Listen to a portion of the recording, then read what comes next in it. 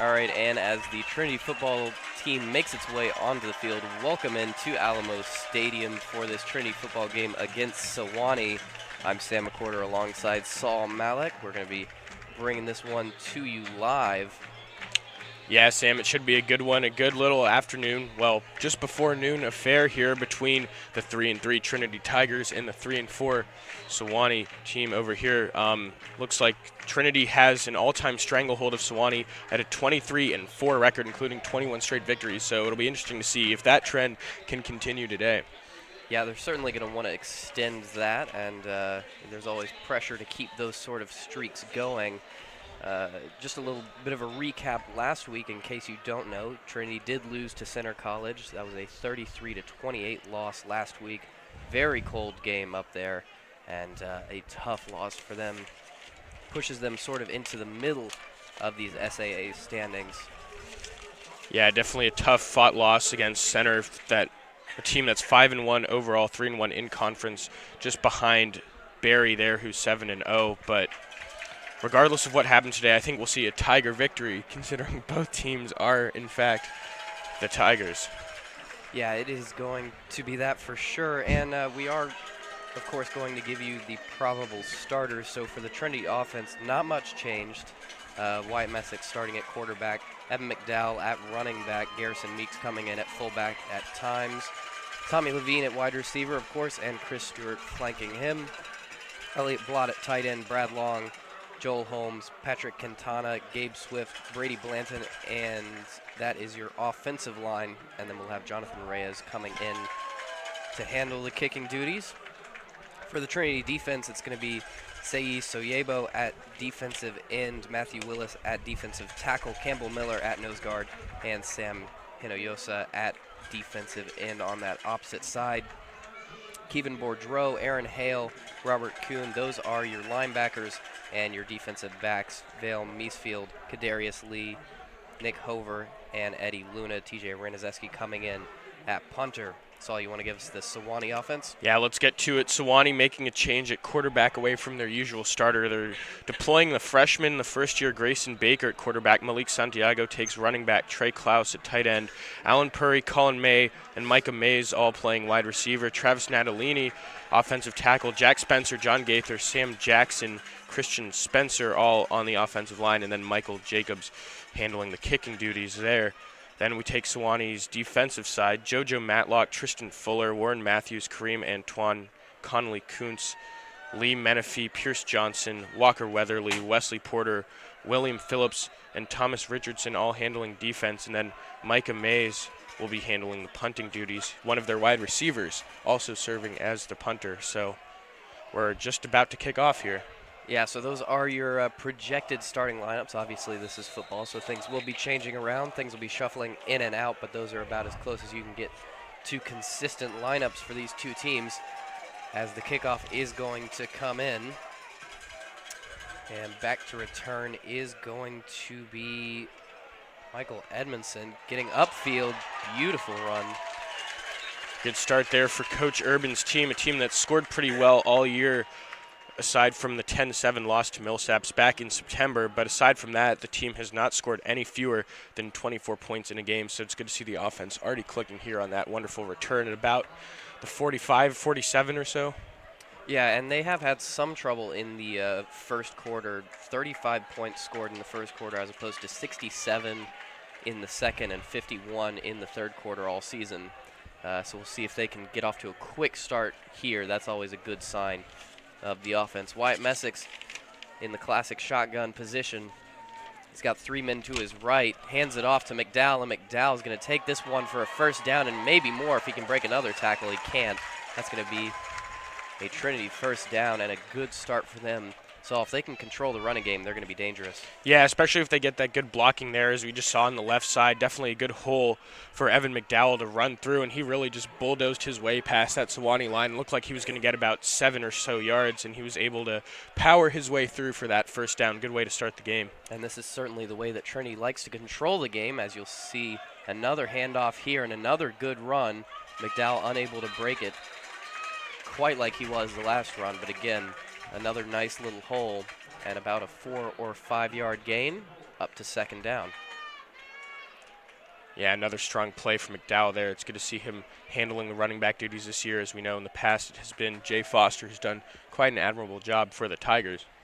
Yeah, absolutely. And McDowell sometimes off to slow starts. We've seen that. He picks it up sometimes in the second half. So anytime he gets involved here in the first quarter, that's always a good sign for your Trinity offense, as this is going to be a flag coming in from the lower side of the field. Looks like could have been a false start on the Tigers, the Trinity Tigers. Let's Yeah, see I if do we believe get that that's call. going to be the call. As Trinity's offense backs up, that is indeed the call. So that'll be the first penalty on the game for the Tiger offense. Looked like they were just a bit out of sync there. Someone on the line may have flinched a little bit too soon there. So now we're going to deal with about second and looks like it'll be 9 after that 6-yard run to open up this set of downs. Yeah, maybe just a little bit more than that, as we will have this fullback setup as well going into this one. Looks like a lot of confidence in the run game for the Tigers early on, as once again to McDowell, and this is going to be a gain of about 3. Interesting to see Coach Urban go with such a heavy run offense so far early on here. I'd like to see what he wants to do with Messick here on 3rd and 9. I'd imagine he'd go with a screen or some sort of pass here. We'll see. Yeah, it'll be interesting to see how they tackle this after several runs to start the game. McDowell will be flanking Messick to the right in the shotgun. 2 to Messick's right, 1 to his left. All routes going fairly deep except for that one, and that is going to be a beautiful catch there by Chris Stewart. Yeah, Stewart was wide open there, and good offensive blocking there. I mean, you saw that Wyatt Messick had plenty of time to scout the entire field for his receivers. A little bit like a Patrick Mahomes, Tyreek Hill connection there. So we've been watching all NFL season, but good job to get the first down here, and they're in good territory right now at the 31. Yeah, and what could have been a difficult situation looked very easy for them, so some very good signs from the Tiger offense handling that with ease. Messick's now fake handoff, scrambling to his left, looking long, doesn't have anybody. Now just kind of a shovel pass, and that actually does get through, and now some yardage. Interesting play. Messick's making something out of nothing there. It looked like the play was just about dead as soon as it left the snapper's hands. Looked like he was getting rushed from all to somehow dump it off and get them some yards on that, about 8 yards on that play. And really excellent job, excellent IQ from your quarterback. You always love to see that under pressure. Yeah, it is really difficult to do that, and I don't think McDowell was even expecting the shovel pass, but it just landed right in his breadbasket, and he took off. So Messick's now with a tight end to the left, 1 behind in the pistol. Going to fake the handoff again to McDowell, this time rolling right on purpose, and this is going to be a pass to Levine, I believe. That is indeed Levine, and that is indeed a first down. Absolutely the way you wanted to start this game if you're the Trinity Tigers. Every play seems to be rolling fluidly, and I mean, even if you can't get the touchdown on this drive, you're in very good range for a field goal here. So it definitely looks like Trinity will be able to put some points on the board first, the way the offense is rolling. Yeah, and apart from the penalty, every play so far has gained positive yardage.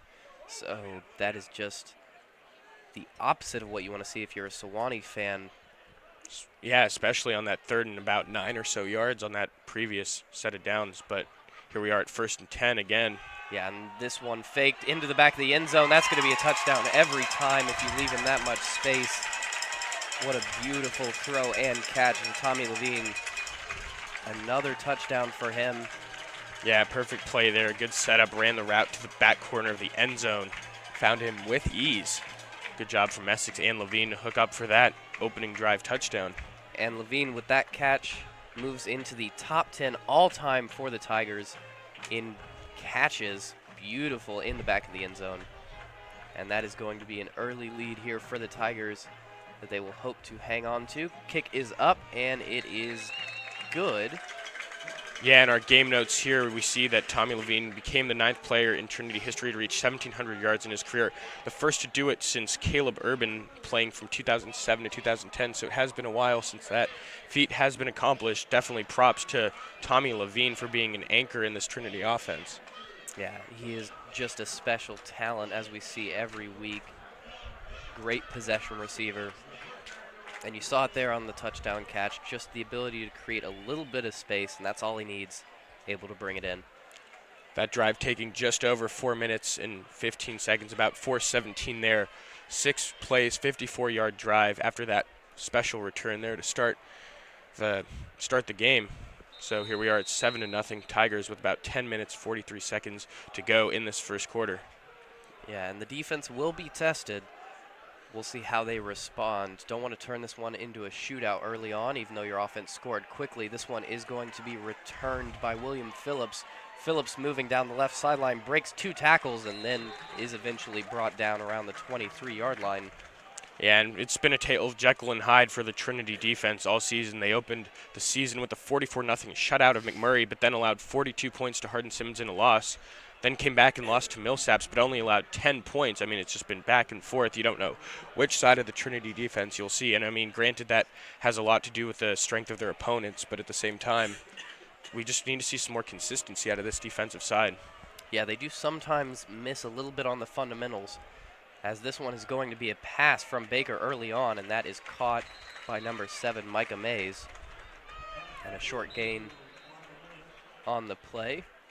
Micah Mays, as we said earlier, also serving as the punter for the Sewanee Tigers team. A little jack of all trades here, the junior for this Tiger team. And getting a good look at this Sewanee offense. It's going to be pistol formation, running back to his right, 3 wide receivers to his right, 1 to his left, and he's going to hand it off here, and this is going to be dealt with in the backfield.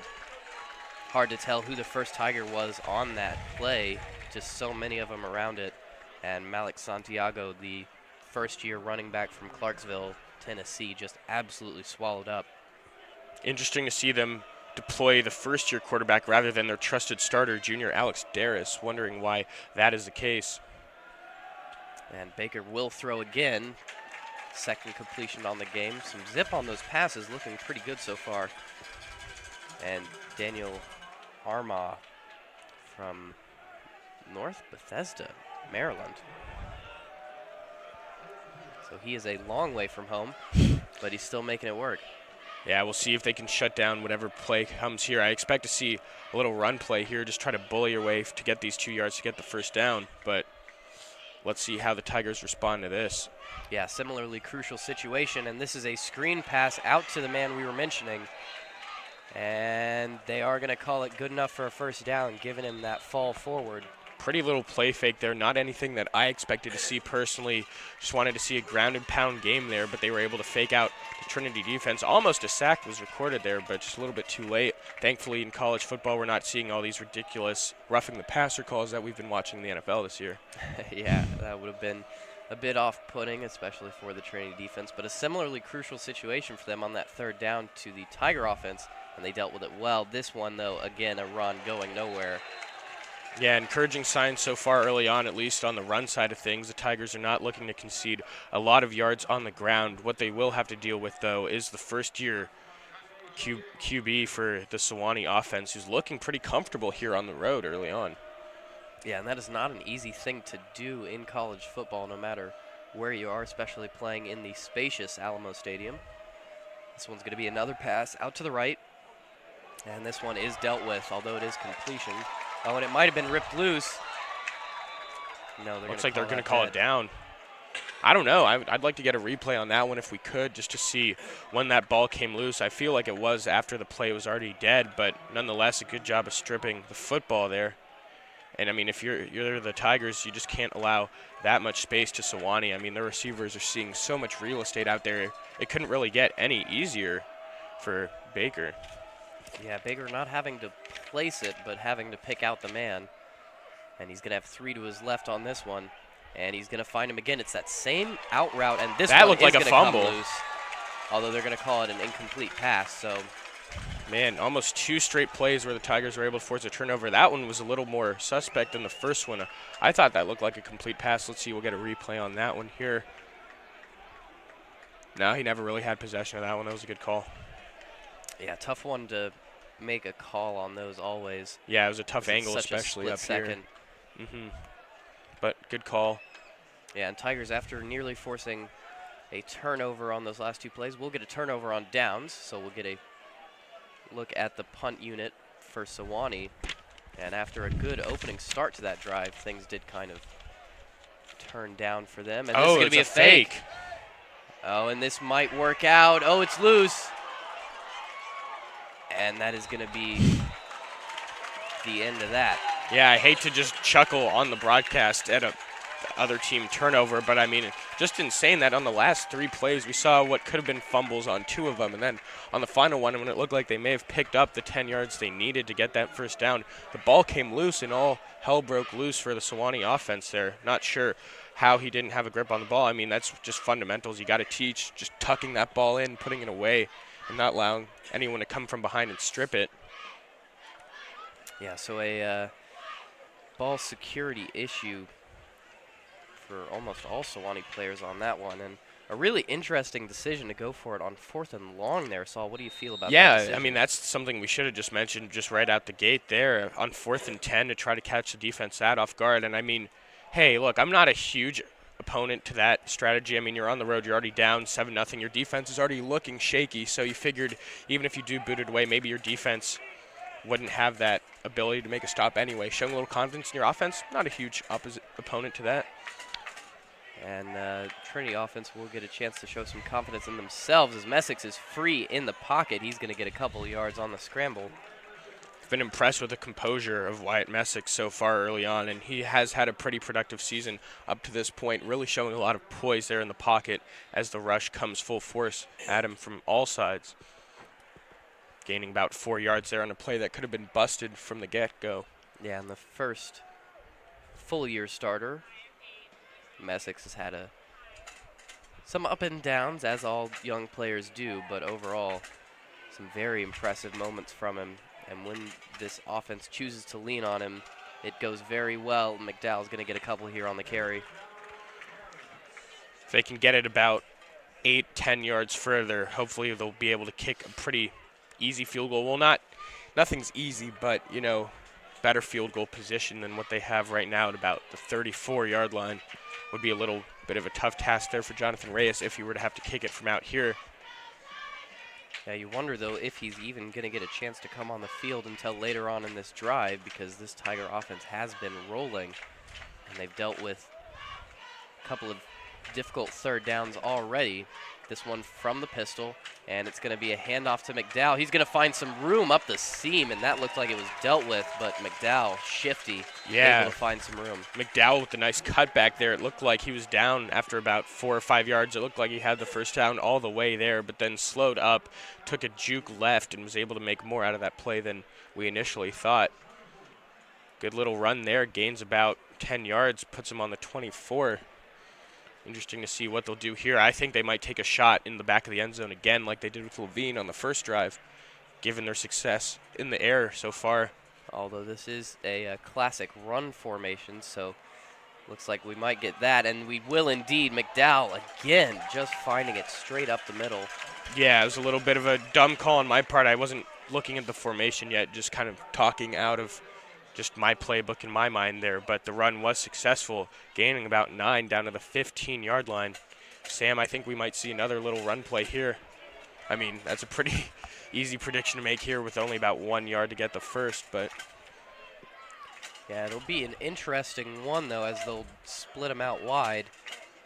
Levine on the bottom outside of your screen bounds. Oh, they do go for the pass gonna here. Look for it, and that, I do not know who that was to. It might have been, I think, a pass out to I could not tell who that was for. And there's that play I was looking for on the first play of the downs. I mean, I thought they would take that deep shot to start, but they got that 9 yards out and then looked for the touchdown. Just no receiver in sight. Not sure where Wyatt Messick was looking on that one. Yeah, and excuse me, I did mean to say Elliott Blott. I am a bit under the weather, so if I ever cut out, you know why. Messick's going to be under shotgun in this one once again. This one to McDowell. I don't know if he got that. Didn't look like he got it. It looked like he was tackled at about the line of scrimmage for no gain. And wow, the Sewanee defense finally looking up to the task on that one, getting the stop, bottling up the run play there. And it looks like the Tiger offense will stay out there, and Reyes may not get a chance to kick it if they're going to be crafty and go for it here. And, I mean, why fault them? Aside from that play, they've really gotten good yardage on the run. I don't see why not going for it on 4th and 1 here, especially with their defensive strippage early on here. Yeah, and Garrison Meeks in the game to block, so this is almost certainly going to be a run. And McDowell's going to take it. I don't know if he got it again. Let's see. Let's see the spot. It looks like Sewanee celebrating that one. I guess they stopped him just shy of it. Man, it looked like he got more than he did on the first one, but then again, he didn't get anywhere on the first one, so he may have gained a few inches, but just shy of making that first down. Man, gutsy play from the Tigers. Can't say I disagree with it, though, especially given the situation. If you go up 2 touchdowns early on against a Sewanee team that isn't playing its best football all season, especially given Trinity's historic success against this team. So now coming to about the 4-minute mark here in the first quarter. Yeah, and this one's going to be a faked run. Baker on the switch off, and he's going to get about 6, it looks like, so a good play design there from the Sewanee Tigers. Yeah, that play honestly faked me out at the beginning there. I was following the running back when it turned out to be Grayson Baker holding that one for himself, gaining about 6 on the play. And we've seen in the past, every once in a while, the Tigers lapsing a little bit on their responsibilities, you know, sometimes just going after where they think the ball is rather than sticking into their lanes. So it'll be interesting to see if Sewanee attempts to continue to do things like that, as this is going to be the best run of the game for Malik Santiago, getting almost a first down. Yeah, so far the first down. Yeah, so far Trinity's defense has looked better guarding the run than the pass. There's been a lot of free real estate in the air, but finally a little bit of a burst out there for about 4 or 5 yards for the Sewanee offense. Yeah, and they almost bobbled the snap. Yeah, that's going to be a What loss. is going on here, Sam? I mean, the snap wasn't perfect, but you have to believe that Baker should have had a handle on it. I think he just wasn't ready for it, I think, is the big Let's see it. We'll see a there. replay of that. No, he just bobbled it. He looked up before he had full possession of it. I think he got a little greedy there, wanted to scout out downfield before he really had possession of that ball. So fortunate for the Trinity Tigers as they get a loss of 5 there from Sewanee. Someone jumped the line. Flags out here. Couldn't tell who it was. It looked like it may have been on Trinity, but we'll have to get an official word on that. And going back to that last play, sometimes those run-pass on options. the offense. Sorry, yeah. Yeah, that is going to be on the offense, but those run-pass options sometimes are a little bit dangerous for both teams just because it's such a difficult thing to look up, to have your options ready, to get the snap out of the shotgun. So many things going on in a short span of time, and sometimes those connections do break down just a little bit. This one going to be a simple play, though. Baker, short pass into what is early on his favorite target, number 47, Daniel Armagh. Yeah, and I mean, if you're Sewanee here, you don't even have to shoot for a big play to get the first down. Honestly, you just want better field position to deliver a better punt. If you can't get that first, you don't want to be punting out of your own 20-yard line to about, midfield or wherever. Yeah, although we have seen both teams a bit hesitant to even go to their special teams. Yeah, I'm not sure if that's a product of the kicking teams just looking a little shaky because we haven't seen them yet, so we have no way of knowing how Sewanee's kicker looks, but maybe just a lot of faith in the offense or lack of trust in the defense. Yeah, it could be either one. Fake from Baker. This one's going to go long, and that could have been an interception. That was floated. Yeah, it looked like the receiver just may have misread the route there. I'm not sure. It looked like miscommunication between Grayson Baker and his receiver there. Yeah, and it looked like he was trying to loft this one with some touch on it.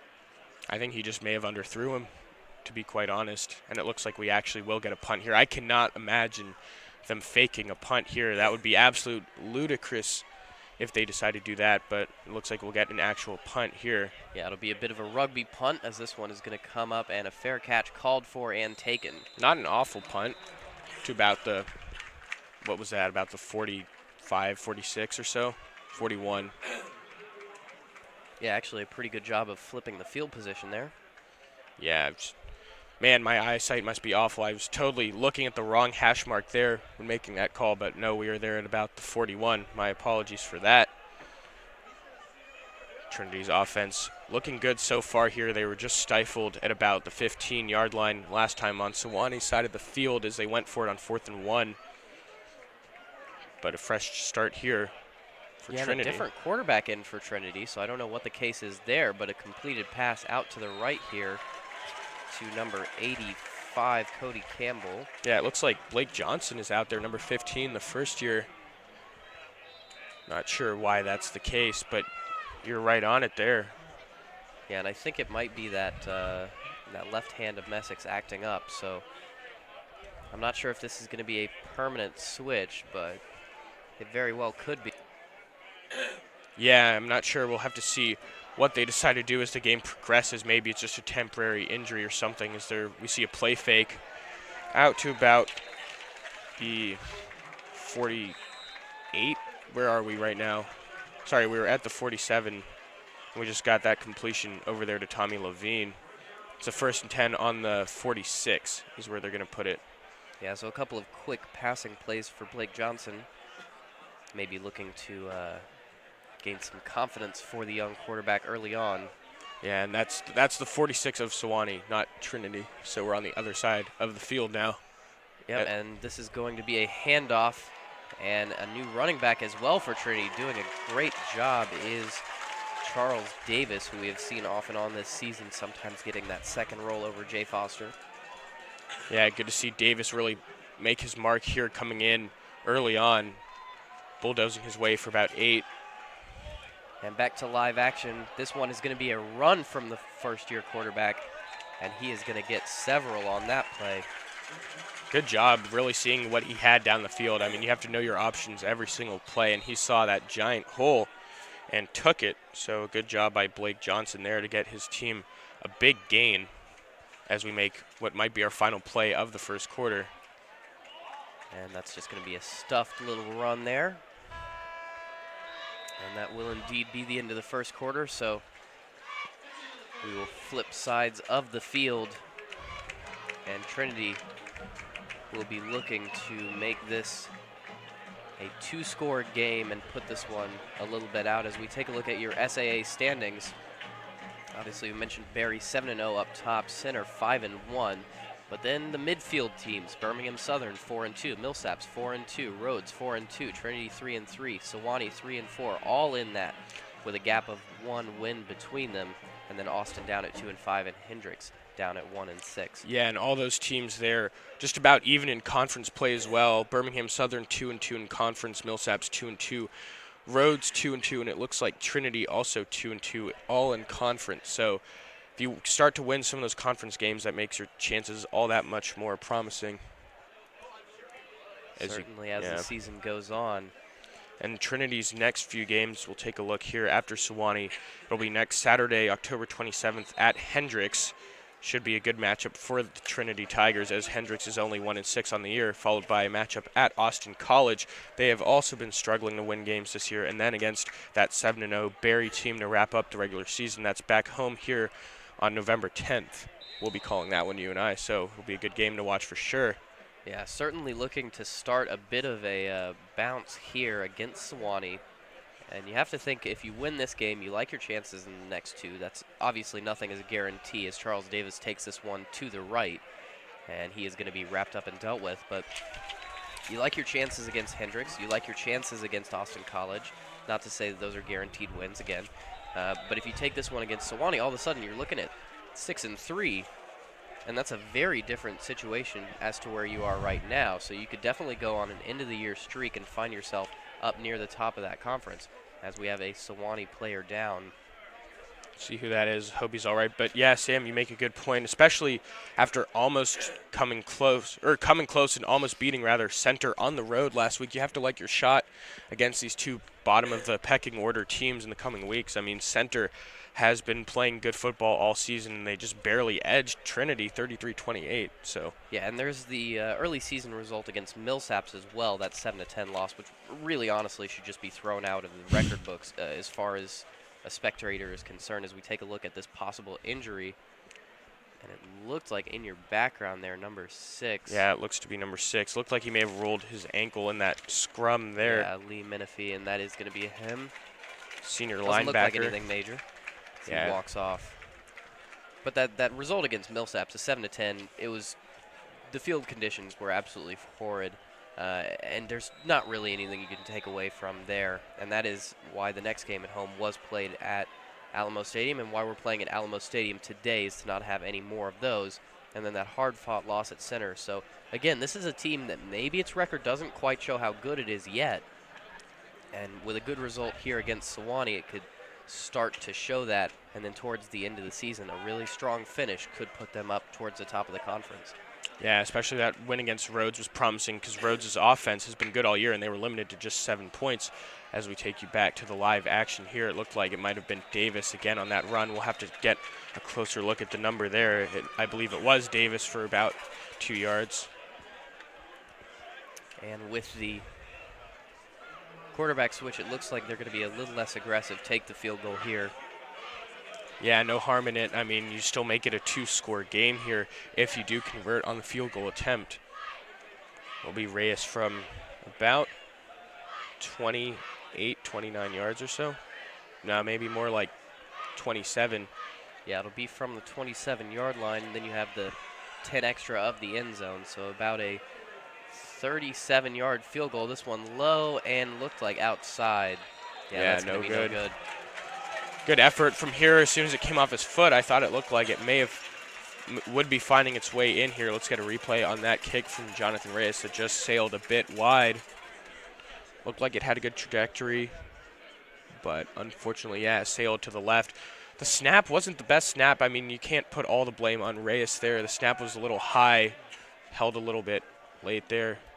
Yeah, and if you delay your plant foot, there is a tendency to pull the ball. So yeah, he did shank that all one, didn't he? parts do have to be in conjunction. Did have the power, though, so that's always a promising sign as the Sewanee offense takes the field. Bit of oh, that's an interception.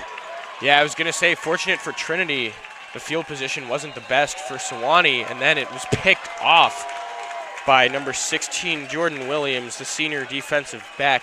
Got perfect positioning there in open field and was able to snatch that one up. And I didn't think he was down there. If you can get a look there at the replay, he looked like he may have been down as soon as he caught it, but then he scrambled around a little bit more, getting up. Let's see that. Just read the route, jumped the route perfectly. Looked like the pass was intended for Micah Mays, number 7. Just underthrown a little bit, and the route was read perfectly. Yeah, and we saw Baker miss on a pass earlier in the game. Could have been a bit of a precursor to. So if you're Sewanee now, you'd just be fortunate to only be down by this one touchdown. I mean, Trinity's been lurking all game long. And Messick is back. And this is going to be long. Levine streaking. He's got it, I think. Yeah, that's a touchdown Wow. again for Tommy Levine. And wow, second touchdown of the game. That connection there between Wyatt Messick and Tommy Levine finding the end zone on the first play of that drive after the interception. And you just couldn't do it any better than that. Man, one play, one throw, one catch, and all of a sudden, a 2-touchdown lead for the Tiger offense. I'm curious why they're just playing man coverage on Tommy Levine. I feel like they should be running something better than that. They should put 2 guys near him because he's just burning that one-on-one coverage all game long. And the kick from Jonathan Reyes is redeemed as he puts it between the uprights, giving the Trinity Tigers a 14-0 lead with about 13 minutes left in the second quarter. And if we take a breakdown at these total yards here, it looks like Trinity with 166 total yards, 87 of those in the air, 79 on the ground. Sewanee with only a total of 30 yards, 2 rushing, 28 passing. They've not been able to get it done running the ball, and then their pass game has been slowly deteriorating as Trinity starts reading those routes. So really a lot of confusion and questions here for Sewanee as they move forward in this one. And I think a very good summary of the difference in the passing games. 4 of 5, Wyatt Messick for 74 yards. Baker Grayson, more completions, 5 for 8, but only 28 yards. So a lot of short routes, a lot of quick hitters, and just trying to get chunk yardage, small, little bits and pieces until you can piece together a couple of first downs in a row. And so far not been able to have the consistency to do that. And that is what you need when you're trying to do that, is consistency, as this one is going to be returned by, I believe, number 86. And that is going to be cut out. That's Cyrus McCullough, not the usual return man it didn't look like, although I couldn't tell for sure. Yeah, and there was that one play we were looking at earlier where Sewanee faked it on about 4th and 10, I believe it was, and it looked like they picked up the first down before the ball was stripped loose, and Sewanee did pick it up, but well before that first down marker there. And if you hold on to that ball, I mean, it's a whole different story. The drive might continue. Yeah, certainly a bit of a flashpoint for the game there. As Grayson Baker takes this one, and a bit late on the handoff there, and he's not going to allow his running back, Warren Holland, to get any yards there. And again, we were mentioning it, the quick decisions on those option plays. You can see here on the replay, the ball just sticks in his chest a little bit longer. Grayson Baker has to make that decision a little bit quicker, and you have to think those will come with experience. As he has two wide receivers to either side, this is going to be a fake and a sidearm toss out to the wide receiver, Micah Mays. Yeah, not a whole lot of yardage there. Got about 3 yards on that play. Going back to the fumble, I'm curious as to what the official rulebook says, because now that I'm thinking about it, I'm pretty sure that once you pass that first down marker, even if you fumble it, I feel like the ball should be called where the ball is fumbled and you get that first down anyway. I might be wrong on the official ruling there. It may be different in the pros too. I'm not sure what the official deal is on that. I do believe it's different in the pro leagues. But definitely a turnover there. And this one is a long run, the first real breakaway we've seen. And it comes from Warren Holland, who, again, is not the starting running back. Yeah, you've got to be impressed if you're the Sewanee coach there. I mean, on 3rd and 2, if you don't pick that up, then you're booting it away to Trinity with pretty decent field position for Trinity. And, I mean, at that stage in the game, you know, all the momentum is in Trinity's hands. Could easily turn it into a 21-0 game if they were to get the ball back at about midfield. So yeah, and you saw the hole open up on the right side, and there it is again. Warren Holland able to pick up about 6, maybe 7. Strong tackling. Yeah, strong tackling there from Kadarius Lee, the senior defensive back. I mean, he's just so experienced in making those strong tackles, not letting any extra yardage come out of that. As we get a replay on that one, he did get good yardage, but still a good job of bottling it up where it was by Kadarius Lee. Yeah, stick the shoulder into your man, and this one is another run to the right. That's the strength, and they've found it. And Warren Holland has changed this game for Sewanee, and the play calls have changed as well. And all of a sudden, Sewanee on a bit of a drive. Get your seatbelts ready. Yeah, something's brewing here for the Sewanee Tigers at about the 42-yard line on Trinity's side of the field. We'll see what the Tigers do if they run a blitz or something here. It looks like some linebackers croaking in there. Yeah, and they're going to get this one in the backfield handled. As it looked like, you're right, a couple of extra men did come bursting through the line. And, you know, honestly, I'm content with Trinity playing some men back there, not rushing a blitz or anything and letting anyone get free.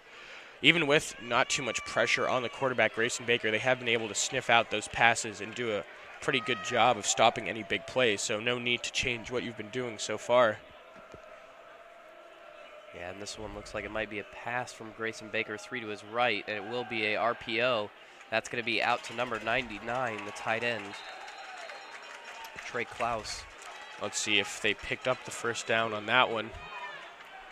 Or Claus, he is from Memphis. Oh, wow, not even close there. I was unsure where that ball was spotted. Was not that deep of a pass in any event. It's 3rd down and about 8 at about the 40-yard line. If Trinity can get a stop here, it would probably mean a punt for Sewanee, but we have seen them take out their bag of tricks before. Yeah, and that last pass looked a little bit more impressive because Grayson Baker dropped so back. far Yeah, back. Exactly. I was unaware of how far back he dropped on that one. And this one's a little bit further forward. That is actually one of the best passes down the field we've seen from him in the direction of Cyrus McCullough. And you can see this one has a little bit more zip, so maybe trusting his arm a bit more. And you see a little bit of a 3/4 / sidearm delivery there from him. He is 6'5".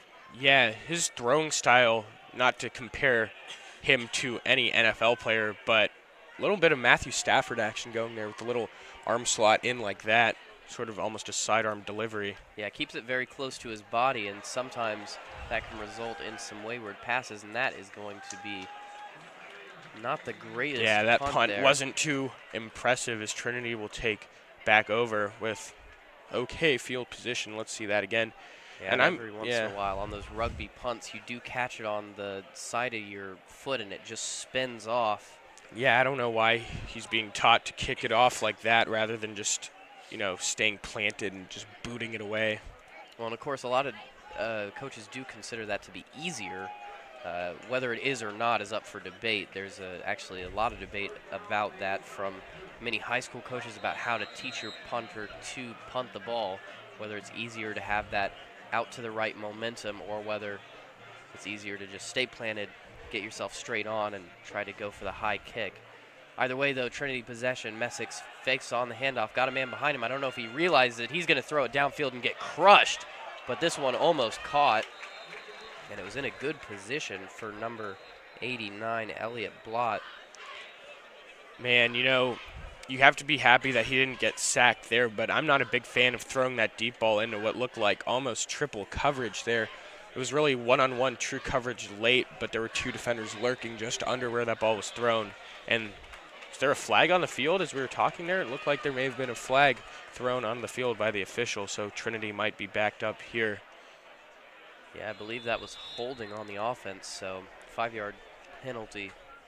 Yeah, and that may have contributed largely to the fact that Messick didn't get sacked on that play when it looked like that very well may have been the outcome had that holding not occurred. Yeah, although he did get hit, so maybe that's what the call was. So interesting to look over to the sideline and see if the other quarterback is warming up, and that is a good throw, but unfortunately it looked like Peyton Tuggle wasn't quite ready for it. Yeah, right through the hands there, just over. Yeah, and Tuggle doesn't get too many snaps where he sees the ball, so you can understand a little bit. Yeah, just the timing off a little bit there. Messick looked like he was a little bit late. Tuggle looked like if he hadn't gotten the ball at that point, he wasn't expecting it. So it was a penalty against Trinity. The scoreboard just lagged for us a little bit there, indicating now 15 yards to go rather than just 10. Ball at about the 27-yard line. Yeah, Messick's once again in the shotgun, stepping up in the pocket. Going to have to take this one if he wants any yards, and he will get a couple. Messick has just been so elusive there. I mean, even on that play, not really gaining too many yards there, but didn't take a big hit as we saw the pressure was piling on him there, darting around there. And it looked like for Trinity, looked like Joel Holmes may have lost his man there. He was blocking him steadily for a bit there, and then at the end of that play, it sort of collapsed a little bit. So it'll be 3rd down and 11 yards to go for Trinity.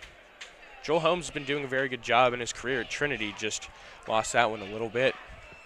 Yeah, and Messick's going to look to get a first down here, but stuffed in the pocket. Several players getting in on the action there for Sewanee, and probably the least amount of time that Messick has had all night, and just nowhere to go, playing contain on the outside. Impressive defensive stand there from Sewanee all drive. Trinity really didn't look like the same Trinity offense we'd been seeing up to this point. Really nothing doing that entire set of downs. Yeah, and that was number 39, Rocky Tips, and looked like number 4, Kareem Antoine, getting in on the sack there. Specifically, Tips did a great job there coming inside on the contain. This is not a great punt. Really surprising that number 4 for Sewanee, Colin May, didn't try to jump that line and block that punt. I mean, if you look at the replay here, he really got free. Let's see that right there, and he just sort of stagnated there at the end. Maybe didn't want to risk jumping into the kicker and getting a penalty called against him. Yeah, it looked like Ranizeski actually could have been thrown off a little bit by that, so not ever something you want to see. Yeah, the pressure did make the difference anyway, so good job getting free there for number 4 on Sewanee. Yeah, and Ranizeski, the odd, almost end over end short punt, might have caught it off of the toe. Is this one Santiago to the left? He's got a first down and more. And all of a sudden, this game is seeming to flip switches here. Sewanee's defense looked a lot better than it had been all game, and even on their last offensive drive, they really looked a little bit better than they have been previously. Yeah, they've certainly found the run game here, and that's so important when you have a freshman quarterback to be able to do that. As Grayson Baker is going to have, it looks like 2 tight ends on the field, so a little bit of 21 action, 1 man in the backfield, 2 tight ends. and this is going to be a RPO. He's going to fake the handoff and then go long. This is another interception, though. Wow, he underthrew that ball to the extreme there as it was picked off by Cameron Beaver, number 93 for the Trinity Tigers, the first-year defensive lineman out of California. But I'd be interested to see whether or not Sewanee's normal quarterback, Alex Darris, is injured, because I'm not so sure what we're getting here from Grayson Baker. I mean, he's had a few flashes where his arm looks up to snuff, but other plays where he's just underthrowing his receivers quite bad. Yeah, and I think that's what you get from a freshman quarterback every once in a while. You know, most freshman quarterbacks, I should say. There's always the exception. But Grayson Baker is a first year, and with limited game experience, too. Hasn't been starting all year. So I think that certainly plays into it at least a little bit as we get a – wow, that was an interesting run. Excuse me, Jay Foster looking to run all over the field. Looks like he might have covered about 20 yards, but he lost 2 on the field. Yeah, Jay. See this one go off, and then he decides that that's not the way to go. Goes off to the other side, gets a spin move in. Yeah, with all things considered on that one, he could have lost about 5 or 6. So good work by Jay Foster to at least bring that back to about the 26. Only loss of 2. It could have been a lot worse. Yeah, and that's the first attempt on the night for Jay Foster, but he certainly got his money's worth on it. This one's going to be a pass out to Stewart, and the screenplay unsuccessful to an extent, but it will get about 3 yards, it looks like. Yeah, number 20 there, Jack Lambert, the linebacker, on the stop for Sewanee. Really no yards after the catch there as he broke free and was able to dive in to make that tackle. Really good tackling there as the sideline looked free for Chris Stewart after him. So it's 3rd and 11 now. What are you looking for here, Sam? I mean, you might want to be conservative here and maybe get a few yards out of a run just to get better punting position, or do you go for a deep ball? You know, I think the Trinity is going to have a lot of faith in their offense here, and I think you're going to want to test your quarterback, Blake Johnson, and he's going to get a run here and get the first down, but the ball's loose, and that is going to be picked up by Sewanee. Man, that's always the risk in having your quarterback go for an extended run play there. Let's see how far he got before he lost the handle on it. Yeah, and this was definitely designed. You see McDowell blocking out in front, and he had it, but just couldn't hold on. You know, you always teach your quarterbacks just to get down, slide, and don't allow yourself to be in position to get either hurt or lose the football. But it looked like there were 2 men there making the tackle, one of them really driving the shoulder through to free that ball loose, and there is a player down for Sewanee. We'll have to take a look at who that is or what happened exactly in the play. Yeah, and it looks like that could be number 44, Will Koopman. Difficult to tell, though. Only can see about half of the numbers up here in the press box. Yeah, just going back to that play, though, the right move probably for Blake Johnson to take that one and run with it, but there, to be fair, there was really no space for him as you look at this play again. The angle he chose to cut the ball at, he really had no space to slide and call that play dead. I'm sure he would have had he had more room, so, you know, you can't put all the blame there on Blake Johnson, sort of just the way the play played itself out. Yeah, and every once in a while you also get caught out trying to get the first down. Yeah, and you can't really push it a little bit. You can't really fault a guy for trying to get his team those extra yards there. That's just the heart of a competitor. Yeah, if anything, sometimes a good thing to see, although, you know, you'd always rather tone down your players a little bit as a coach rather than have to amp them up. And this one is going to be a run for Micah Santiago, dealt with easily. But as I was saying, as a coach, it's always easier to tell your players to just tone it down a little bit, think about the situation. If you're having to tell your players to go for that extra yard, you're in a little bit of trouble. As we see Santiago wrapped up by 2 Tiger defenders and a third in the area. Nothing doing there, and run defense looking a bit more solid at the beginning of this one. Yeah, Sam, I'm just curious to see how they decide to use Grayson Baker here, given his shaky lack of confidence here after throwing a few interceptions. One of them in really bad field position for Sewanee. I mean, that one really just set up that Trinity touchdown. As you saw, Levine's touchdown was on the very next play after that first pick. They might make him make a few more light throws like that just to kind of get his confidence going back, rather than take a few shots downfield where he's seen his struggles. Yeah, the short passing has been doing really well for him. He seems to be able to pick out the guy and get the ball to him fairly accurately. It's when it pushes further down the field that we've seen a little bit of trouble from him. And all of these routes are fairly deep. Looked like it should have been a sure-handed interception there. Yeah, Jordan Williams almost had his second of the game there, as you see. Let's Taking see. another Yeah, look at let's this see that one. And this route's just going to be undercut, and it's late developing.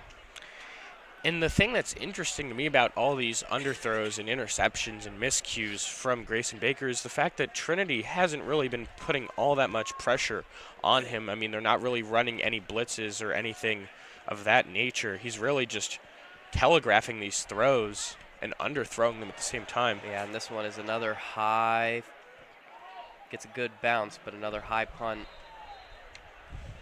Again, spinning off of the side of that foot, not getting a lot of forward momentum. And another shaky punt, another piece of good field position for the Tigers with about 4 minutes and 44 seconds left in this second quarter, in this first half. And these, going back to that punt that we just saw, I mean, these guys are good kickers. Obviously, they're playing kicker in college for a reason, but they're not NFL kickers. And I feel like some of that running to the side before they kick it is simply just to get more momentum behind the ball. I feel like that's why they're being taught to kick that way. I mean, when you have a guy in the NFL who can just stay planted, that's because they're dealing with someone that is in the NFL. I mean, that's just a once in a generation. No, not generation, but you know what I'm trying to say there. Yeah, and Messick's this one overthrown. Had 5 wide receivers out. Looked like he might have had 4 of them open. So he had a lot of options to choose from there. Yeah, I may have rushed that through a little bit. Went to one of his favorites, Tommy Levine. We'll see that one As here. you can see, the routes break on the right side and the left, and that's just overthrown. I think that Levine may have stopped his route there as he saw so many receivers open underneath. Messick's wanted to go for the big one, though. Yeah, I'm liking these deep shots downfield from Wyatt Messick, especially with his early favorite, Tommy Levine. Just passes for about 15, 20 at the very least are looking very good for them. And that one not going to be able to be picked up by Levine.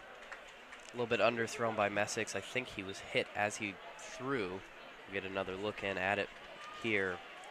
Yeah, the Trinity line has been breaking down just a little bit here in these past few drives as no one was there to block. Yeah, had to rush that one. It looks like that might have been McDowell's responsibility. It wasn't sure. Yeah, Pierce Johnson, the linebacker, making his presence known as he made a few good tackles on the last Trinity drive that we saw. But, you know, Trinity's going to have to make some adjustments. I mean, yeah, they're up 14-0 here, but just one bad defensive play, one bad defensive possession, and, you know, it's a one-score game. So you have to make adjustments as you go along on offense. Yeah, Messick's looking to the right here for this one. This is going to be broken up. Stewart unable to hold on to it. And a 3-and-out, it looks like. No yards gained. Yeah, they just went 3-and-out, as you just said it, and looked similar to the last drive we saw from Trinity on offense. The good thing is the defense has been anchoring them stably here so far, holding Sewanee to no points on 82 total yards, but those yards have been for naught so far. And, you know, it could have been 10-0 early on as we saw a good field goal opportunity for Trinity that wasn't there, but then the interception and the Levine touchdown pushed it to 14-0. This is a better punt by Ranizeski. It's low, but it's long, and a good bounce. This is going to be picked up. That's what you want to see out of TJ Ranizeski, putting his defense in a great position here to go to work and hold them before midfield. The ball is on the 19-yard line. Yeah, this is going to be tough field position for Sewanee, and they're going to have to go on quite a drive for them. And again, the consistency lacking, so you have to like their chances better if they have good field position. Just put a couple together rather than what is going to have to be quite a few here for them. Yeah, and I'm not sure the official status on the other quarterbacks on the roster for Sewanee, but they do have 2 other quarterbacks listed, so interesting to see how much of a leash they'll give Grayson Baker, or whether it's just out of necessity. I'm not sure the injury designations for either of their other 2 quarterbacks. As we mentioned earlier, Alex Darris, the normal starting quarterback for Sewanee. He is a junior quarterback out of Tennessee, who we have seen a lot of this season. 2nd and 11. That loss of 1 there on the run from Grayson Baker. Baker unable to get anything there. We'll see if he can get a little bit more, although this looks like it could be a run in that 21 personnel. And this is going to be a flag up. Encroachment on the defense. Jumped. Yeah. Looked like a few guys were mistiming that jump there off the line for the Trinity Tigers. We'll see what the official ruling is here from the referee. Yeah, that's going to be number 98, Michael Inko. Yeah, it looked like a few guys were not on time there for Trinity. Just one of them, the offender there. So that'll help give a boost to Grayson Baker, and he's definitely needed one so far here. Gives him a 2nd and 7. I would be unsurprised to see him hand the ball off here, maybe get a few more yards so he can make an easy throw on 3rd down. And it will indeed be the handoff once again to Holland, and he'll get, it looks like 5. Yeah, definitely well short of the first. Or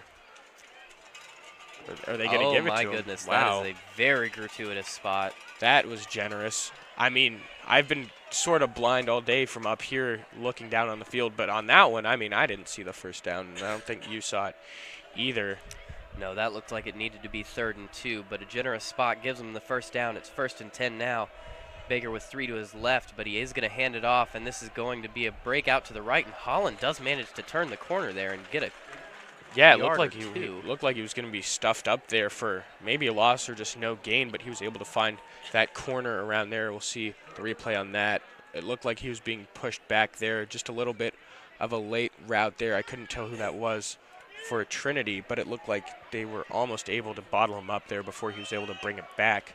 Yeah, and the burst from Holland, especially the second-tier burst, we always talk about that first level of acceleration and then that acceleration up to top speed, so important. As Grayson Baker goes long here, that's almost caught by number 86, Cyrus McCullough. And, you know, it's just a shame to see the few times that Grayson Baker has made catchable throws to his receivers and to see them not make that play. I mean, granted, that was a pretty difficult play to make as it did go over his hands, but I feel like he could have brought that one down. Yeah, if that was Tommy Levine on the other end, you have to like his chances, but difficult catch and throw on both ends, really. Coverage pretty decent, and the throw maybe a little bit high, so connection difficult there. They're going to throw again, though. He's looking long. Oh, and he's been hit from behind. Lucky to get that one off as number 93, Cameron Beaver, comes in and almost gets himself a sack. Yeah, and Beaver earlier, one of the 2 interceptions of this game so far, I believe it was Cameron Beaver that had one of those. I might be wrong on that. I'm trying to remember now who had those 2 interceptions earlier, but Beaver, regardless of whether or not it was him, has made his presence known in this first half. And this one going to be another punt. This one better. This is a very good punt. And that's going to be a fair catch by Stewart. Yeah, that's what you want to see from Sewanee's punter there. Down to the 30-yard line, as you just said. You can see on the replay, watch how this one comes off the inside of his foot. That's exactly what you want. That was a good-looking punt, yeah. Yeah, that had perfect spin and everything on it. I mean, if you saw the last few punts he's booted off there, they've been, you know, spinning kind of sideways. They've been just turning at a weird angle, but that one stayed through. Looked pretty going up in the air. And the tough thing for Trinity's season overall, I mean, this is a little bit off topic here, but just reading the game notes, the Tigers have lost 6 times in the last 2 seasons by less than 10 points, so they've really been in every single game that they've lost for the most part. Yeah, and even the big loss to Hardin Simmons earlier in the season, they were in that one, and the scorebooks eventually showed a higher margin of victory than we thought it was going to be. Trinity had to go for some things late in that game that just gave Hardin Simmons some easy touchdowns. Yeah, definitely a closer game than the score indicated. And then looking at the rest of the schedule, they've had a few decisive victories, especially that one we talked about at Rhodes, and then a 44-0 road win against McMurray to open the season. 2nd and 9 here. Yeah, and they're looking to have another decisive victory as Messick goes long. Stewart, this one could be the one. Looked like it was brought in bounds. Yeah, they're going to call this one caught. Wow, what a play down the line. And as you know, in college, you do only need 1 foot in bounds. I believe that is still the rule, It unless is, it and changed and no one Stewart, told me. Yeah. this is how he affects the game, the pace, and he just needs one play, and that is so unfortunate. I've just seen the flag on the field. This is going to be brought back. I just am stunned. Let's see what they call there. I didn't even see the flag. I was too busy watching the replay of it. Yeah, it was such a beautiful play. We were captivated. What was the call there? Was there a hold on the block somewhere? Or? Yeah, I think they're going to call a hold there on the right side of the offensive line, and Wow. I mean, so unfortunate. well, my words are all over the place here. That was just such a good play, but you have to give Chris Stewart all that credit for hauling it in, but give even more credit to Wyatt Messick for really dumping it off in that little zone there between the defenders. And this is going to be a run for McDowell, though, and he's going to make up some of that yardage as he gets a big hole initially and then is able to work his way through the second level of the defense, almost getting all the way up to the third. Trinity's going to have to go quick here.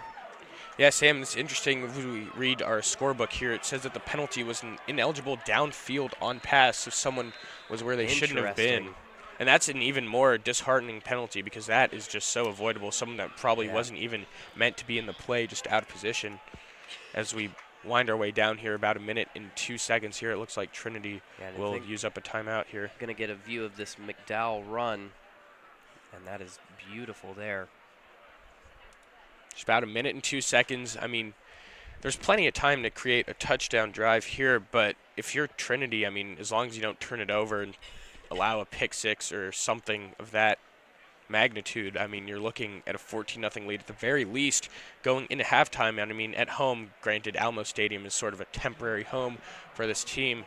You really do have to like your chances up 2 scores against a struggling freshman quarterback for Sewanee. Yeah, it is technically a neutral venue, but of course being about, a 2-minute walk from the normal stadium, certainly a bit of a home venue for the Tigers, as much as you can get in a neutral stadium. You literally can't get closer. As Messick is going to set this one up in the shotgun, I have to think this one is going to be a pass, 2 wide receivers to either side of him. McDowell looks to be in pass protect, although McDowell is going to get the ball, and he might get this first down if the spot is generous.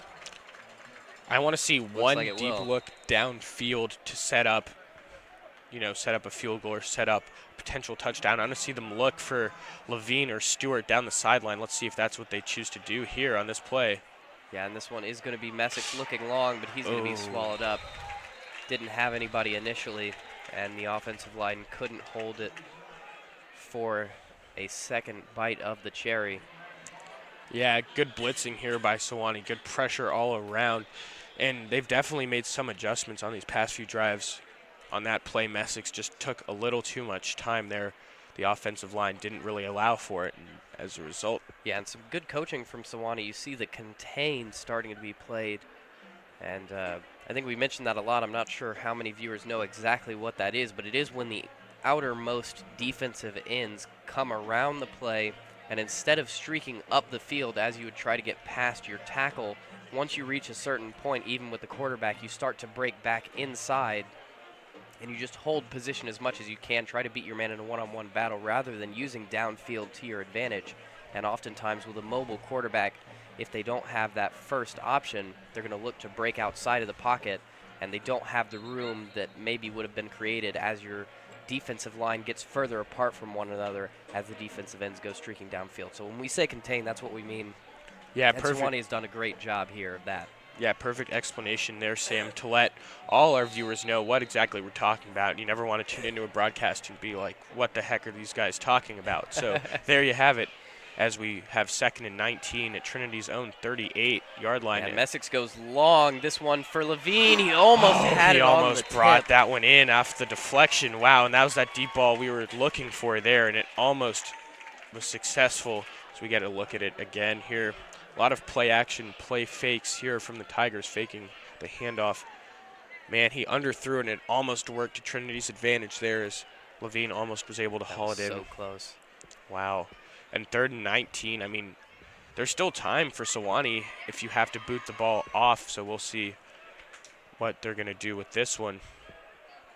Yeah, we'll see what happens here. That play coming off of the timeout, so obviously very well designed. This one's going to be a little bit more hastily called as the new quarterback comes in. Johnson, he's going to take this one himself. Looks A like a flag flag down. there.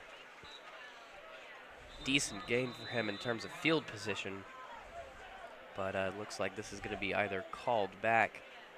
Yeah, this is going to be a holding call. Man, this drive is just getting worse and worse as we see the penalties pile up, the sacks, and everything happening. I mean, you just wanted a pain-free drive here to end the half for Trinity, and it doesn't appear that we're going to get that as the yardage looks really bad. It's a really bad situation for Trinity here. Yeah, and I think the best word to describe this drive is just frustrating. Very close to a lot of different things and a lot of different directions that could have been taken that weren't taken, and all of a sudden you find yourself fourth down. But thankfully the clock is running out, so we are going to be, I think, Yeah, it looks like it'll take us into halftime. just about, although I don't think they're going to have quite enough time for that, so it's going to be about 3 seconds left. And yeah, you know, you were saying it, Sam. You hit the nail on the head, just saying how frustrating of a final drive this is. You'd like to see that final push to put more points on the board going into halftime. I mean, if you make this a 17-0 game or even 21-0, that looks a whole lot different than just a 2-touchdown game. I mean, anything is possible. Yeah, and I think they're just going to play this one out instead of punting it, which is what we could have expected as this clock started to run down. But, you know, if you're Sewanee going down, Oh, this is 2, interesting. oh, he's going to go long. This is going to be thrown out. I don't know why even risk it on that play. I mean, I guess you don't expect them to return it for a touchdown, but in any event, we're going into the halftime, 14-0 Trinity leading Sewanee. We will be back after an intermission. Yeah, we will be back right after halftime as we get back into the swing of things. To start off the second drive, we'll have all the analysis of what you can maybe expect in this second half. 14-0 Trinity over Sewanee.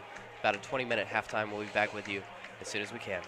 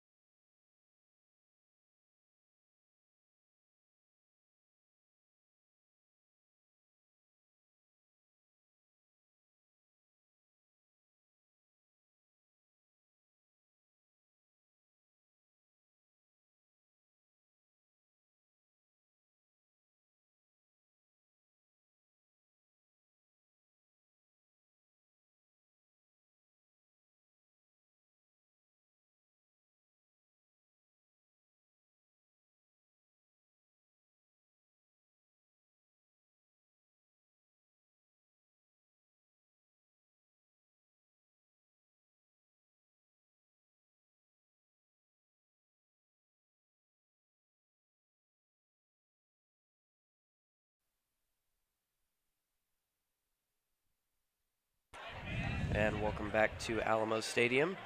Sam McCorder and Saul Malik on the call here as we move into the second half of this Trinity versus Sewanee football game. Trinity up 14-0. We have about 2.5 minutes till we get this one started once again. Saul, how are you looking into the second half? Well, I want to see Trinity continue applying the defensive pressure that we saw for a lot of the first half as they forced freshman quarterback Grayson Baker into 2 turnovers, 2 interceptions there. I want to see what Trinity can do to adapt on offense, as it seems like Sewanee has sort of snuffed out what they've been doing for the first quarter where they scored one of their touchdowns. But, just want to see Trinity stay on the ball, not become sloppy as they did toward the end of the half. So interesting to see how they will rebound and start this second half out. Yeah, certainly going to be interesting to see how both teams respond and react, and as always, the adjustments from the coaching staff. They do happen in game. We saw one earlier in the game as Sewanee switched up the style of pressure to one that was a little bit more focused on the containing of Wyatt Messick's, or of course Blake Johnson, who did enter in for a couple of plays every once in a while. Yeah, the Tigers do have 119 yards on the ground, 88 passing yards for a total of 207. So a lot of yardage for the Tigers in the first half. I mean, the offense has been playing pretty well. Really, those last few drives were the ones where they went 3 and out and didn't do a whole lot. But aside from those few blips in the radar, really a lot of good offensive production from Wyatt Messick's and the occasional Blake Johnson, as we've seen Tommy Levine already haul in 2 touchdown receptions for the Tigers. Definitely one of the players to continue to look out for, as well as wide receiver Chris Stewart, who made a very spectacular catch down the sideline toward the end of the half. Unfortunately, he was called back due to a penalty. Yeah, as we take a couple of looks at the highlights from the first half, obviously those 2 Tommy Levine touchdowns, the interception by Jordan Williams, the senior defensive back out of Houston. Yeah, we talked about before the game even started that Trinity does hold a 23-4 record overall against Sewanee, including 21 straight victories for Trinity. Not to say that that's indicative of how the second half will play out, but it's certainly a promising sign that Trinity will be able to continue this dominance. Yeah, they're already 14 and up to nothing, so. Yeah, the most dominant of those victories came in 1998, where Trinity spanked Sewanee 45-0. Doesn't look like we'll get anything that lopsided today, but you never know. And this is going to be a little pooch kick that is going to be spotted down by the officials at about the 21. You can see when it's that high, short kick, and I'm not entirely sure. I guess the call was fair catch there. Yeah, it was fair catch indeed. Interesting to see how freshman quarterback, as we talked about before, freshman quarterback number 6, Grayson Baker for Sewanee, will rebound in the second half. He had a bit of a shaky first half there, throwing those 2 interceptions. Let's see if he can bounce back here. Yeah, well, the first one's going to be a handoff to the starter, Santiago, and he's going to streak out of bounds. They found a lot of success running to the outside of the tackles in the first half, did Sewanee, often finding those either gaps right on the outside of the tackle or pushing the defensive end wide with the tackle and then moving just inside of that. So it'll be interesting to see if they continue to try and break these runs outside. Obviously, Malik Santiago has some pace, and as well, Warren Holland. Yeah, we saw a lot of Warren Holland, number 24, in the first half. Interested to see whether or not they deploy Holland more often than Santiago. Santiago was listed as the probable starter at the running back position, but Warren Holland was really showing himself to be quite the formidable offensive force to be reckoned with in the first half, as we bring you up on 3rd and 5 here at about the 28-yard line. Yeah, and they do both get a lot of play. It just kind of seems to depend day to day which one is going to get the majority of the carries. And for now, they're starting with Santiago. Last run was a little bit more inside. We'll see where they go here. Looks like they might be bringing a few extra attackers here to defend it. And that's just over the head of Colin May, the wide receiver. Man, that wasn't the best throw, but once again, Grayson Baker's receivers haven't really been doing him too many favors here. He's thrown a lot of questionable balls up there, but, some of these they could bring down. Let's see a replay on that one as he dropped back to try to get them that first. And wow, really, I mean, there was no one really surrounding Colin May. You'd expect sort of a lower throw there, a better throw, as he had plenty of time to make it. I think he just might be rushing a little bit. Decent punt there, pretty good one actually. Stewart's going to try and return this. He misses 2-3 tackles, and he's going to have one down the sideline. There is a flag down. This could be holding, so it could be coming back, but this is all the way down to the 20-yard line and a beautiful return. My goodness. Yeah, the only worry here is that it would be coming back, as it would be hard to believe that Stewart was able to make all of that with no help from his blockers.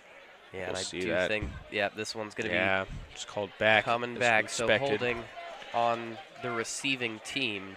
Still quite the return there from Chris Stewart. I mean, it looked like he would be down after about a few yards. Take a look at right this there, one. good cut. Immediately. See if we can find the hold. Might have been up there at the top of your screen there. Nice block over toward the sideline, but I didn't see a hold. I think I saw seen a block in the back. I think they did signal holding though. I think maybe toward about midfield, toward the top of your screen, it looked like there could have been a hold of that jersey there as a defender tried to bring down Stewart after about maybe 10 yards of the return, but the ball is still on the 45-yard line. Yeah, so not awful field position for the Tigers here, as Messick is going to have McDowell behind, 2 to his right, and he's going to look to his right, and he's going to just dropped. That was almost caught there by Matthew Thompson. Yeah, I'm a big fan of that play. Thompson cutting across the field there. Not too big of a play, but just, to start the drive off, maybe get 5 or 6 yards on that play. Yeah, nice little slant route there, and you see him trying to catch that one a little bit away from his body, even though it's close to him. And I remember Michael Irvin always used to talk about how you kind of catch that one in the elbow just to make sure that it's already secure, because you have a lot of pressure on you on that one. So maybe something to work on going forward. But this one is Stewart, and that one is beautifully caught. He's got some room. He breaks one tackle, and he gets down to the 30-yard line. Excellent job by Chris Stewart, who up to this point, I mean, he had that one huge catch earlier, but it was negated by a penalty. And for all we've seen from Chris Stewart, he really hasn't had a whole lot to show for it in the scorebook so far. So definitely good to see him record that catch for a big gain for the Tigers. First down on Sewanee's 30-yard line. Trinity in striking distance, definitely looking to put a dampen on the mood of Sewanee as they came into this half looking to rebound, starting with possession. But yeah, and in comes Garrison Meeks, so this could almost certainly be a run, and it is. McDowell out to the left side, going to be swallowed up a little bit, but manages to get down to the 5. Yeah, 2nd and 5 here for Trinity. Wouldn't be surprised to see a little screenplay designed here to pick up that first down. I don't know what your thoughts are. They might take another deep shot, as they are prone to doing, but the run game has been pretty solid all day long. They've been rushing for over 100 yards, about 120 or so yards already today. So yeah, I think you can pretty much ignore the area around the 10-yard line. This one's going end zone, or it's going to be a shorter play, and it is a shorter play. McDowell, he's going to maybe get this one if he can stay on his feet. Excellent job. I feel like he keeping the legs moving, and it might have been a bit short. Quite. Oh, someone's down there for the Tigers. The Trinity Tigers. I still have to make that distinction, but looks to be one of the offensive linemen. Can't get a number once again. Yeah, strong running play there from Evan McDowell. I mean, it looked like he wasn't going to get anywhere close to the first down as the play sort of developed, but he was able to bully his way past, and we can't really get a clear read on who that is as the trainer is blocking our view. Looks like number 74. Yeah, I think you're right on with that. Yeah, I think that is going to be number 74, Brady Blanton, so certainly hope he's okay, and crucial part of this offensive line. He is going to walk off under his own power, which is always a good sign. Yeah, you don't want to lose Brady Blanton, though. The senior offensive lineman has done a very good job at protecting that line for the Trinity Tigers, but hopefully nothing too serious, as you said, able to walk off on his own. 3rd down and 1 to go. It looks like Trinity is in pretty good position to pick up the first down, but if you remember earlier when they did go for it on 4th and 1 early on in the first quarter, they were unable to, as Sewanee's defense really tightened up. Yeah, so we'll see if Sewanee can bear down here. Garrison Meeks on, so that's almost certainly a run. Unfortunately, that is going to be called. Looks like a forward pass, I believe. Looked like an incomplete pass. I mean, that's one of those iffy ones like the infamous Tom Brady tuck rule game where that was ruled an incomplete pass. So we'll have to take another look at that. Ooh, Yeah, man. that's tight. I think that's a pretty good break. That's all as I was going to Trinity. say is, unfortunately, that was called a pass play, and I'm not sure I understand the reasoning here, especially when you've had Evan McDowell running so well. It just seems to me like you have it 3rd and 1, you just kind of stuff it down the gullet there, don't you? Yeah, I think you should. I think here we'll see Wyatt Messick take this one for himself. I'm surprised we don't see Blake Johnson out there, the better rusher of the two. This one is going to be McDowell. He cuts it out to the outside, and he is there on the 15-yard line. Yeah, you definitely wanted to see a run of some sort. I was surprised that we didn't see a QB draw or QB sneak of some sort, but picked up the first and more. Definitely what you wanted if you were Trinity there with the first down and 15 yards to go into the end zone. Yeah, and it seemed like they could have avoided a lot of danger by just doing that the first time. Charles Davis is going to come in. He'll be the running back for this play. McDowell's going to take a little bit of a rest. 3 to the right for Messick's. 11 personnel, no running backs now as Davis splits out wide, 1 tight end. He's going to look to Tommy Levine in the end zone, and that is a touchdown. Beautiful play. I'm going to have to see that one again and see where Levine started. That's a hat trick now for Tommy Levine. He has his 3rd touchdown reception of the game, and that play looked a little iffy at first as the snap came quite low.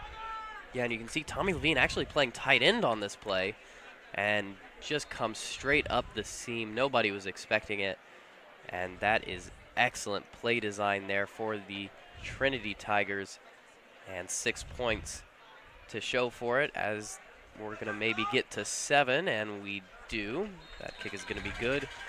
Yeah, if you had Tommy Levine on your fantasy team, you are looking pretty good today. 5 receptions for 77 yards and 3 touchdowns, and we're only a few minutes into the 3rd quarter here. I mean, what can you say about this connection between Wyatt Messick and Tommy Levine? It's just been going all game long, and there's really been no consistent stop to it from Sewanee. Yeah, it's so smooth between them. And we talk so much about timing between the quarterback and the wide receivers. It has to be so spot on. The receiver has to be expecting the ball at the right time. The quarterback has to be throwing it when he's expecting it, when the route breaks, all of those different factors coming in. And that's before you even throw the defense into it. And you can see Messick just knows, plant the back foot, there he is, throw back at the end zone, and Levine is there to haul it in, throw a bit high, but it doesn't matter with Tommy Levine on your team. Yeah, and the coverage there from Sewanee was suspect there as Tommy Levine found a lot of grass, a lot of turf rather, making that snag for the touchdown. And this one is another short kick. This is going to be returned to the opposite side of the field. 2 tackles broken so far, but a 3rd does do the job. And Micah Mays is unable to escape the defense. Yeah, Mays sort of running around just willy-nilly, not really any sort of direction on that play as we get another look at it. Broke the first tackle, broke the second tackle, but when he cut back, there were quite a few Trinity defenders there waiting for him at the 19-yard line. So, yeah, and looking at that one once again, it looked like probably could have just kept going. I don't think there was a need to cut that one back. Cutting, maybe just streak to your sideline and go, see what you can get out of it. But either way, they're going to start this one on the 19-yard line, and this is going to be a run from Holland, and it's up the middle. And some good success for them once again on the run play. This is going to be about a gain of 7. Yeah, they need to keep going back to Warren Holland. He's really been their main threat. Despite not being the starter, Malik Santiago, the first year listed as their starter, but Warren Holland has certainly done a good job giving them yardage as he got 8 on that one. Yeah, he's been picking up the pieces for him so far, and we'll see if he can do it once again. Again, that sort of just inside the tackle run, a little bit of room for him, and it is going to be enough, I believe, for the first down. Yeah, and it will. Yeah, it was a gain of about 4 on that one. So we approach about 10-minute mark here in the 3rd quarter. Yeah, good start to the half for the Tigers. He just kind of follows his tackle out and just on the inside shoulder of the tackle, and that's where they've been finding some room, although they did find on the last run some room inside the guards. So we'll see what they can do here. It's going to be another handoff once again to the inside of the tackle, and here we go on that right side, finding a little bit of room. That's going to be a gain of about 4. And Trinity has to find a way to move their responsibilities around. You can see it just creates so much space. They push that one defensive end down the field, and then that gap opens up. Yeah, Sewanee is content with just running the football here as the majority of their yards on the afternoon have come on the ground. Looks like we may get another handoff here. Yeah, and Holland, this one's just going to be bullied for about 2 or 3, so not a great gain. This one, again, a similar play design, maybe a bit more inside slanted and a bit less successful. So we'll see where the play call comes in. You think they might... They should throw it here for sure. I mean, I think they're going to do a little look down the sideline, a short little pass to pick up that first down. I mean, they have to have some faith here in their quarterback, huh? Yeah, Let's and see. it is going to be that. This is going to be a lofted throw, though, and that's just... Oh, man, they might have gotten unfortunate. Kadarius Lee for interference. Doesn't like the call, but we'll see. I mean, I'm assuming that's the only thing they could have called on that. And it looks like Grayson Baker's afternoon might be extended on this drive here. Yeah, and we're going to get There's another some look contact. at this But the thing is, you know, that ball looked pretty uncatchable, and that's part of the distinction on a pass interference penalty, if I'm speaking correctly here. So yeah, I think you are, Saul, and I think that is sort of the key factor on that play is, was that ball catchable at all? Yeah, it didn't look like it was And at to me, all. It was yeah, I really gotta agree with you. overthrown. Yeah, but Sewanee will catch a break, and their drive will continue on the 46. It looked like they were going to have to punt the ball away.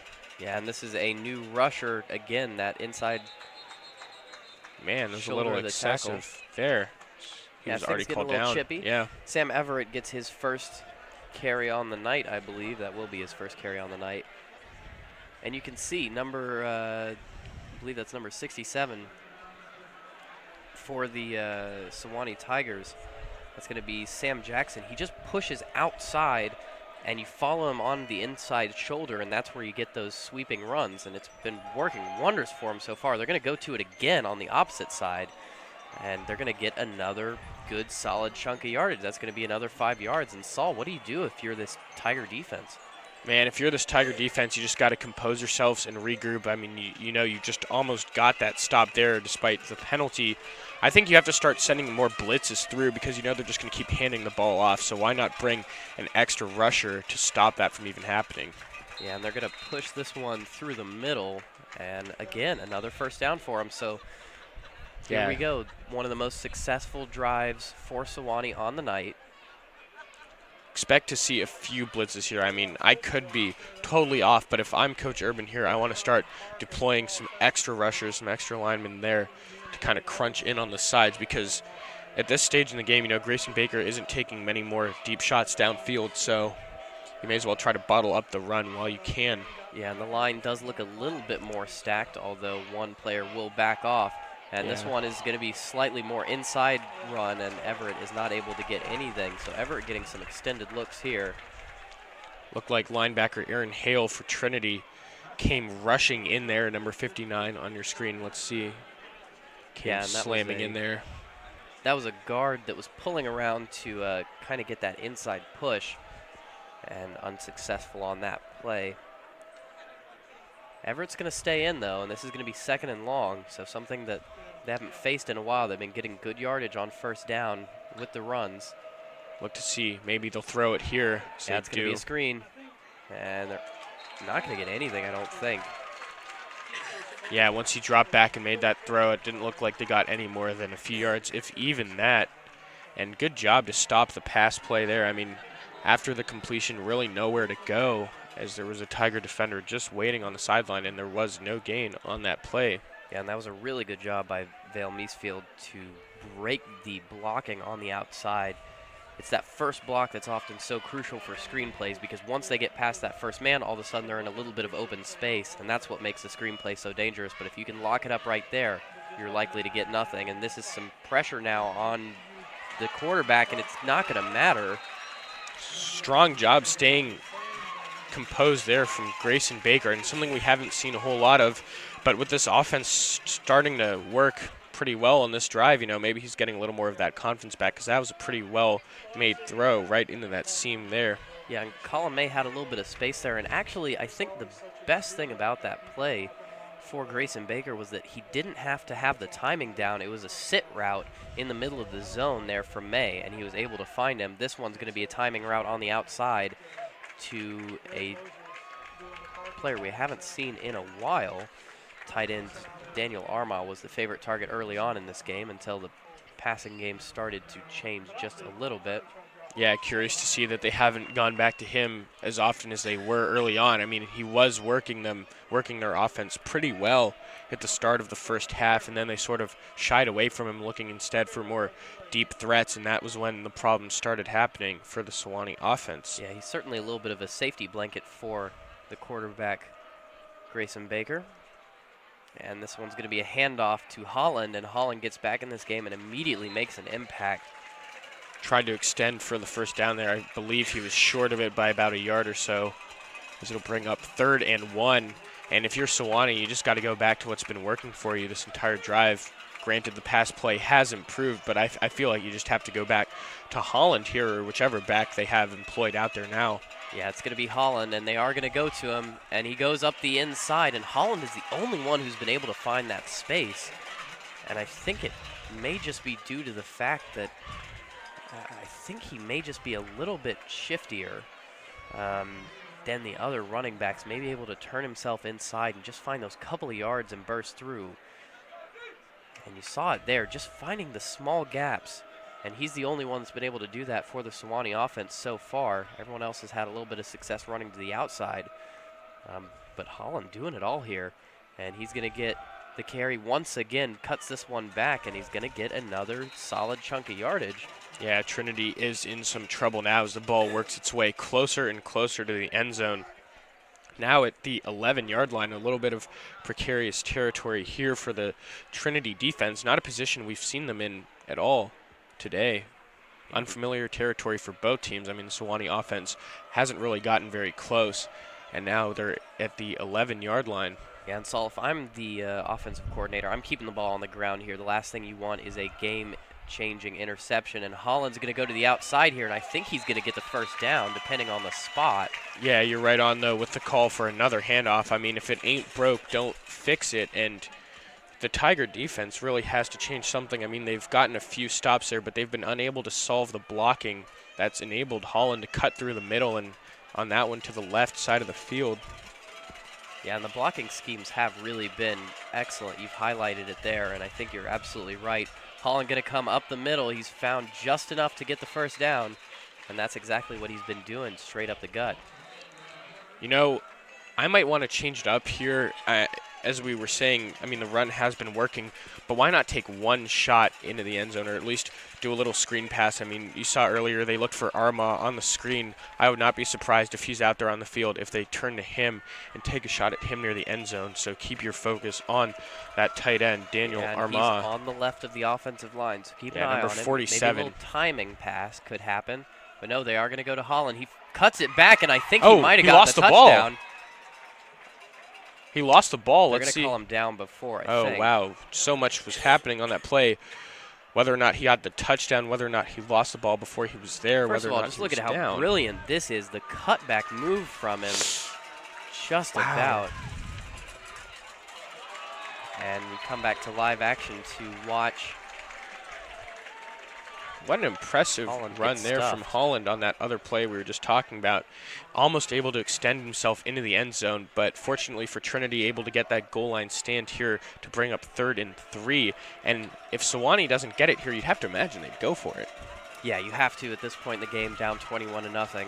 I mean, worst case scenario, you don't get it, and Trinity has the ball at like the 4 or so yard line. So, and I think they're kind of planning for that eventuality as Sam Everett does come in, maybe resting Holland for that final push, as Everett's going to get it, going to the left, cutting inside. He's not going to find any room. He might lose some here as the helmet comes off. Man, they could have kept the ball with Grayson Baker, honestly, there on that play fake. I mean, Baker handed it off and faked the run. Let's take another look at it. He had some space to run himself if he were to have kept it. Let's see. Man, no, maybe not. It looked like Trinity had number 93. That would be Cameron Beaver, again, position maybe would have stopped it, but Yeah, it really all depended on whether 62 Christian Spencer on the offensive line for Sewanee would have been able to get that block in, and it would have been questionable. But Sawyer, I think your first instinct wasn't too far off. Fourth down, though. they have to go for it here. Yeah, 4th and 5. You really have no choice. And I'm calling the pass here to Daniel Armagh, the tight end that we've seen, as you said, a safety blanket for this offense. yeah, it could be. They are in the shotgun. And they're going to go into the back of the end zone long, and I think that was a one-handed catch. Oh, my wow, goodness. That is very impressive catch. That was incredible. Who was that? Let's see. It was number 85, Alan Purry. What a catch, man. I want to look at that again. I mean, you got to appreciate good football on either side of the ball, and that was really not that good of a throw. If I'm going to be quite frank, it was just snatched out of the air. What a play. And I think we're going to take a look at the kick first before we get to take another look at that one. But, man, Saul, you missed the player, but you got the play. They absolutely went for it there, and it worked out to perfection. As we're going to see this one come up. Looked like he missed it. And oh, no, maybe I just have a bad just view. Barely good. Yeah.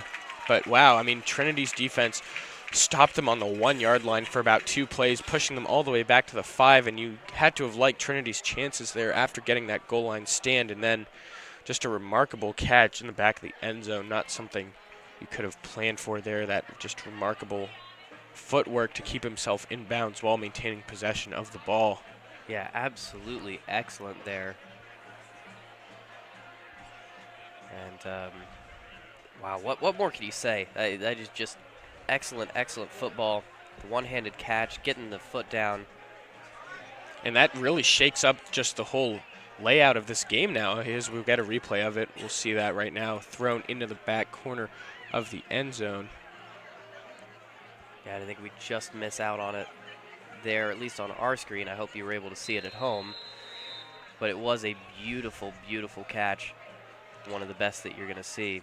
Yeah, and like the whole composure, as I was saying, the whole composure of this game is just so different now. You're looking at 21-0 with Trinity ball versus 21-7, and Sewanee is not going to go away here. I mean, this game is still very much within reach. Yeah, game just not over, as they say, until the fat lady sings, and she's not warming up quite yet.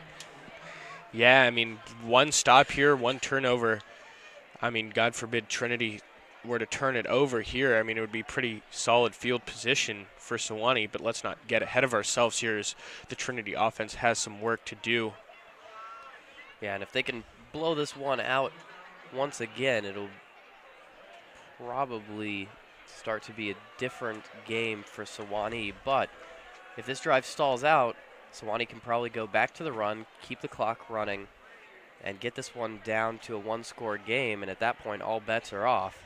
So this is a very important drive here for the Trinity Tigers, as this one's going to be called off. And I don't think the clock started. Yeah, I think that's exactly right. Error on the clock. So we'll have to do this one again. Oh, no, I think it was a timeout? It was a timeout because the play clock was running down, and they weren't sure that it was going to get the snap off before. So good call from head coach Jeremy Urban as we see the Tigers go back onto the field. Obviously not a lot to discuss. You just spent the time right before you took the field discussing what was going to happen. So most likely just you guys know what to do. Get on back out there. And now if you look at the stat sheet, now Grayson Baker, the quarterback for Sewanee, is now thrown for 62 yards and a touchdown, and really the majority of that occurred on that last drive. So Trinity really needs to be aggressive here on offense to get that touchdown back. And that was almost caught there by Stewart. He needed one more step, it looked like. But you're absolutely right, Saul, with the way that young quarterbacks are. They can be so streaky and fickle, and oftentimes that works against them. But if you're the defense, you also have to be looking at the opposite side of that, which is when you let this guy get into a bit of a rhythm, let him get some confidence on, all of a sudden you might be looking at a different type of quarterback in there, and potentially a very dangerous type of quarterback as they look to cut this deficit down. It all starts with second down, though, as Messick is going to hand this one off to Davis. And this is going to be a gain of about Looks like about 4. 4 or 5 down near around the 30. It started on the 26, so mark that down as a, we'll get the official word in a second here. Yeah, I do believe that that is a 5-yard gain there. Interesting to see now how Trinity decides to play this one. Do you go with the pass that's been working the majority of the game? You don't want to take too much of a risk throwing a deep ball downfield that could easily go incomplete, but at the same time, you don't want to stagnate and just get nothing here. Yeah, and I don't want to overplay it, but a pretty crucial 3rd down as they are going to go to Messick. He's going to break the pocket. He's looking downfield, pointing, throwing. He's got Stewart. They've got the 1st down, and he just needs to get down, and he does so right around the 50-yard line. Strong way to bring about the close of the quarter. It looks like they might be able to get another play in here. I was worried there that Messick was about to cross the line of scrimmage before delivering that pass, but Yeah, apparently it was not an issue. He has done that before. We saw that all the way back in the Rhodes game, if you'll remember, when there was a long pass called back as he passed the line of scrimmage. This is going to take us into the 4th quarter, though. So we will flip the field once again, and the Tiger offense will be looking at a 2nd down and 8 scenario.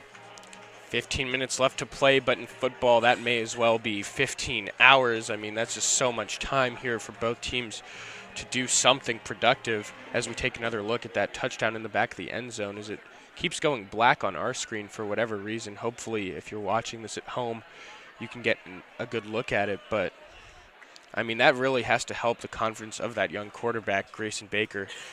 As we've been talking about all day long, his receivers hadn't been doing him a whole lot of help. But on that one, his receiver really bailed him out in a big way, changing what could have been a turnover on downs into a touchdown and really changing the whole outlook of the game for Sewanee. Yeah, just about the biggest swing you can have in football. Yeah, that's a 14-point swing, just about. I mean, 21-0 versus 21-7. It's the difference between a touchdown or nothing. Yeah, it is a big one, and much the same way as we always talk about when division rivals face off, it's a 2-game swing. That was a 2-touchdown swing as this one is pulled in by Tommy Levine. Oh my goodness, what a snag from him. I thought that was going to be overthrown by Messick, so I wasn't expecting too much out of it, but Levine just reaches out and snags this. Take a look at it again. Look at the power on Messick, and it's out in front, and look at the extension on Levine. Arms almost straight out. That is such a difficult play to make as a receiver. Yeah, and Messick is only a sophomore, but he's playing well above his years. In this one, on tough 3rd downs all day long, he's proven himself to be able to withstand any pressure and really helping this offense go through when it looked like all hope was lost. And Messick is going to be taken down. That is such a tough sack to take, and I think he thought he was going to be able to spin out of it. Jackson Menifee looked like the attacker there, number 5, I believe. Might have the wrong number. I'll have to take another look at it. This was unclear from here. It's going to be number 6.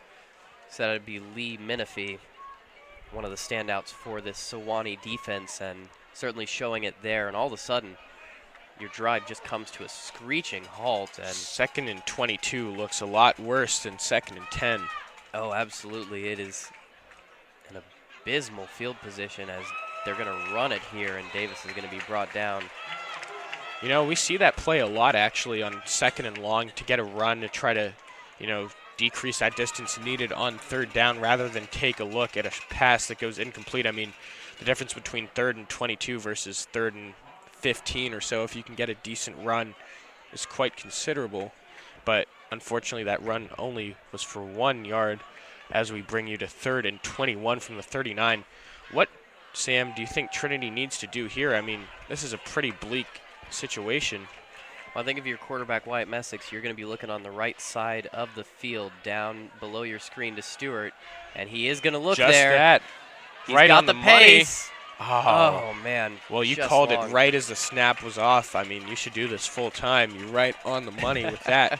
Unfortunately, just a bit overthrown, but the look was there. I mean, it was a pretty solid look down the sideline. Stewart broke free for just a bit before the pressure was back on him on that man coverage, but just outran his man. The ball was just a little bit too strong. Had that throw been a little more on target, almost certainly would have been touchdown number 4 for Trinity on the afternoon.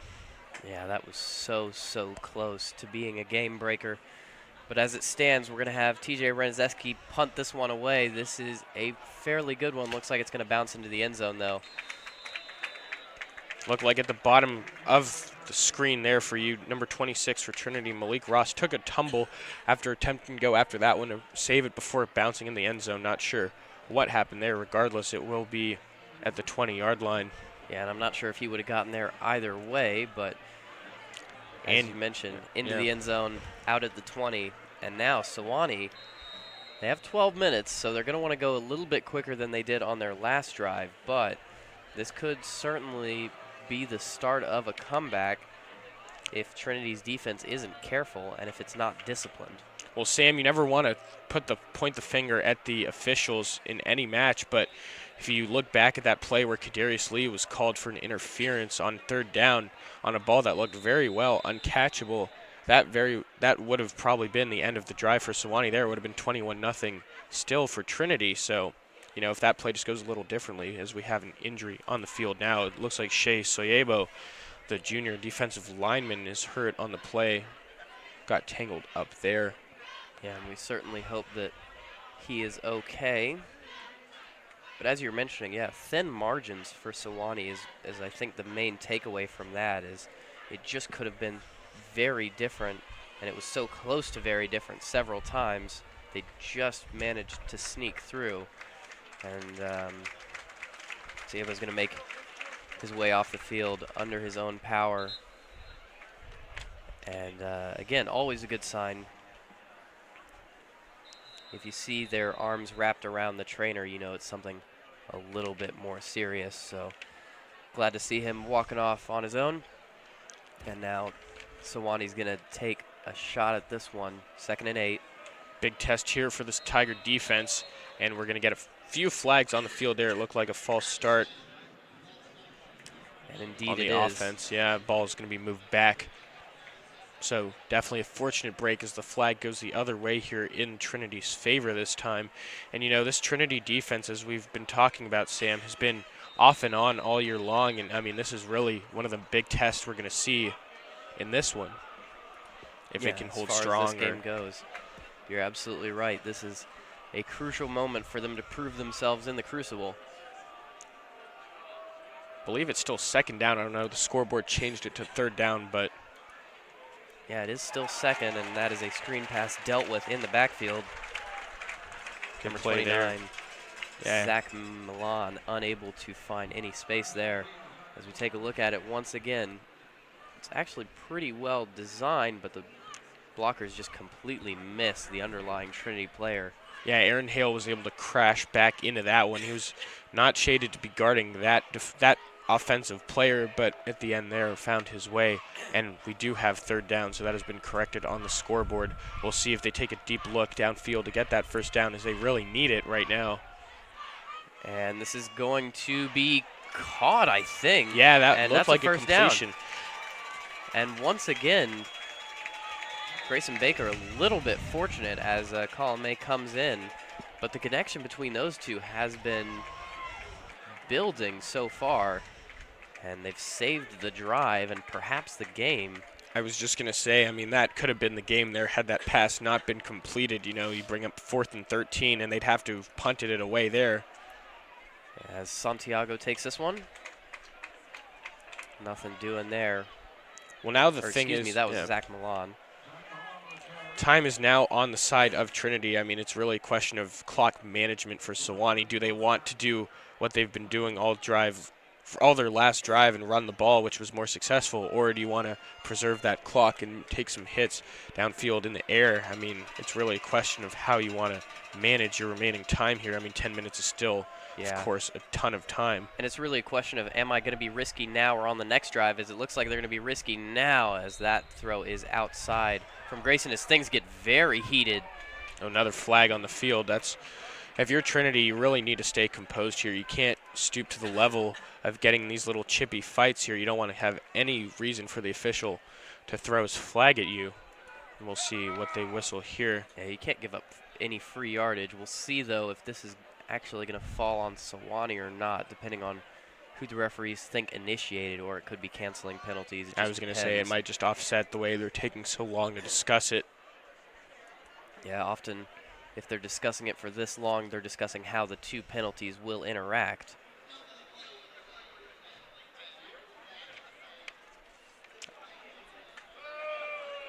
And yeah, I do believe that is going to be offsetting penalties, so we'll do third down. Couldn't get a clear listen to what those penalties were, but I imagine it was something to do with the chippiness after the play was already dead. Yeah, I think probably unsportsmanlike conduct there, as the referee gives a signal now for the clock to run. So 3rd and 8 here, another test to the Trinity defense. Will they be able to get that third down stop? That was so elusive in the past few drives. Oh, and Grayson's in trouble here, but he gets outside the pocket, gets it off, but I don't know who that was supposed to go to. Looked like he might have been going to number 25, Saul. What do you think? Yeah, I believe it was number 25, Jacob Vicari.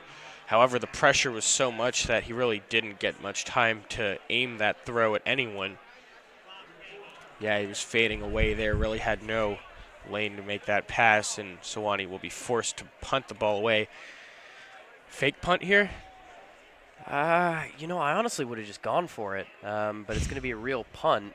This one's high, not too long, and looked like there was contact there between. There's going to be a foul on Sewanee here. Yeah, I was surprised to not see that flag get thrown immediately. I saw the bump there as it looked like the Trinity return specialist was signaling for a fair catch, and there was contact made. We'll get a replay on that. Yeah, the signal for fair catch. He clearly got bumped. I don't know why it took so long for that flag to be thrown, but we'll get an official read on that in a second. And to your credit, Sam, I mean, I really do think Sewanee could have gone for it. Granted, it was 4th and 8, but the way their offense has been pretty in sync over the past 5 minutes or so, you wouldn't like to see them give the ball back up to Trinity, who has been doing quite well using Tommy Levine. Yeah, and I think at this point your offense is so run-based as the officials move this one further downfield. Your offense has been so run-based that, time is such a factor. For an offense, it's, a air raid, air it out, throw the pass down the field, get it done type of offense. It's very different. You just do whatever you want. You punt it in that situation, fine. But for Sewanee, it's a little bit more difficult because all of a sudden you're churning clock with your possessions, and it's a lot harder to come back the bigger the deficit is. So I think, in that situation, just kind of have to go for it because you may not have a chance at 2 drives the way that you've been going. Yeah, also the fact that the ball was at about the 34, I believe, and if you don't get it, I mean, sure, Trinity does have it on your 34-yard line, but that isn't the end-all, be-all, considering you could get that 3 and out and maybe force a really deep field goal or even a punt if you get a sack or something. But, yeah I mean, definitely the clock is in Trinity's side right now. Yeah, and it's certainly not on the 10-yard line, as you were mentioning. So, interesting decision there. We'll see if it pays off for him. And it's largely going to depend on the defense here. So, coach putting a lot of faith in them.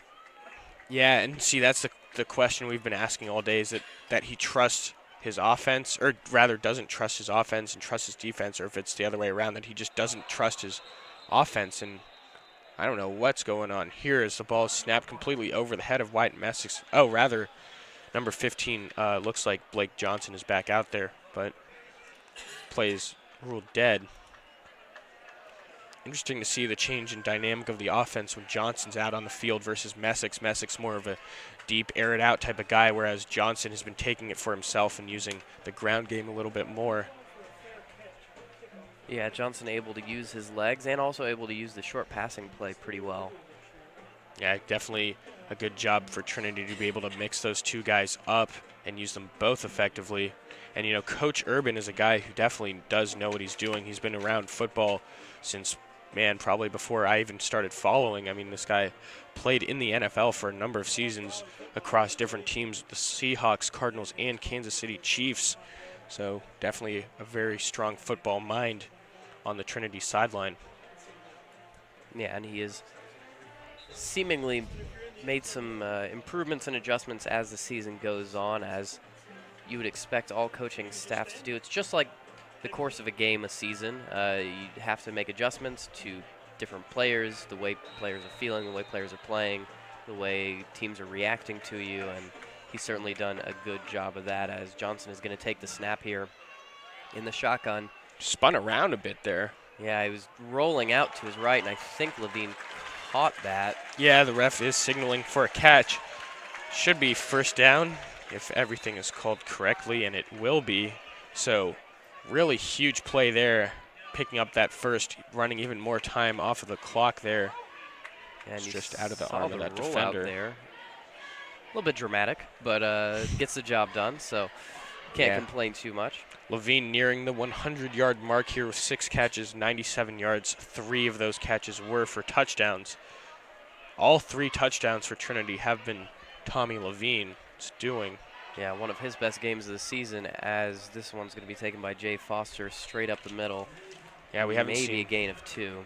Haven't seen a whole lot of Jay Foster, but when he has been in, he's been getting a few yards for them. I remember the first run he had back in the first half, ran about 20 yards from side to side laterally, but didn't get any more than a few. In fact, I think that was a loss of 2 yards. Yeah, his blocking has not been quite up to standard. Evan McDowell's gotten a couple of gaps. Jay Foster not as many, but Foster also hasn't gotten as many reps. Charles Davis been preferred over him early on in this game. Johnson looks short, finds Levine, cuts inside. He might have this one if he can find a blocker, and he spins off another one, and that's going to be down to the 10-yard line. Levine now well over that 100-yard mark with that one. 7 catches rather for 108 yards, averaging 15.4 yards per reception. And if you take a look at this one, just follow your blocker. He cuts it back, spins around, and as a wide receiver, you're not used to being in that situation quite as much in the same way that maybe a running back is, but it's that old adage, follow your blocker till they fall over. And yeah, exactly. If he had done that, he might have gotten this one inside the 5, and if he got lucky on the tackle breaking, maybe even a touchdown there. So yeah, good play either way, though. This one into the end zone, Stewart. That could seal the deal here. And to amend my earlier comment about Tommy Levine, the stats just updated. He now has 8 catches, 132 yards, and 3 touchdowns. But there is Stewart maybe putting the icing on the cake here, getting that touchdown. I mean, still 7 minutes and 10 seconds left to play. Nothing's ever for certain, but you have to like your chances. Up 27-7, hopefully 28 here if Jonathan Reyes' kick is successful. And that was a beautiful play by Stewart. Ball was just a little bit high, but he was able to reach up and grab it in the middle of 2 defenders. Kick is up, and it is good. So we extend the lead now to 28-7, a 3-touchdown deficit that Sewanee will have to climb back from with only 7 minutes left. I mean, they'll have to start doing some heavy lifting with the aerial game here, and I'm not sure if freshman Grayson Baker is up to that task. I mean, he's shown flashes of brilliance, but at other times he's just shown cluelessness and distrust in himself and his receivers. Yeah, certainly a bit of a streaky player. We'll see which Grayson Baker shows up at the first down marker after this kickoff. And as we were talking about before the game, Tommy Levine only needed 2 more catches to move into the top 10 all-time for that category for Trinity, and he's well eclipsed that mark here as we still have 7 minutes to play, although it is unlikely that the Tigers will look to him in the air as they're just trying to kill some clock here when they get the ball back from Sewanee, whenever that may be. Yeah, as the ball falls off the tee here, so we're going to get a redo on the kickoff. So hopefully if things hold up the way they are right now, Trinity will move to 24-4 in the series with Sewanee. That would be the 22nd consecutive win for Trinity. The last one was a close one, 27-21. That was in 2017, so that was just last year. Sewanee had a chance at ending that drought. And this one is going to be returned. Going to be cut to the opposite side of the field, looking for the sideline on the opposite side, and he might have it.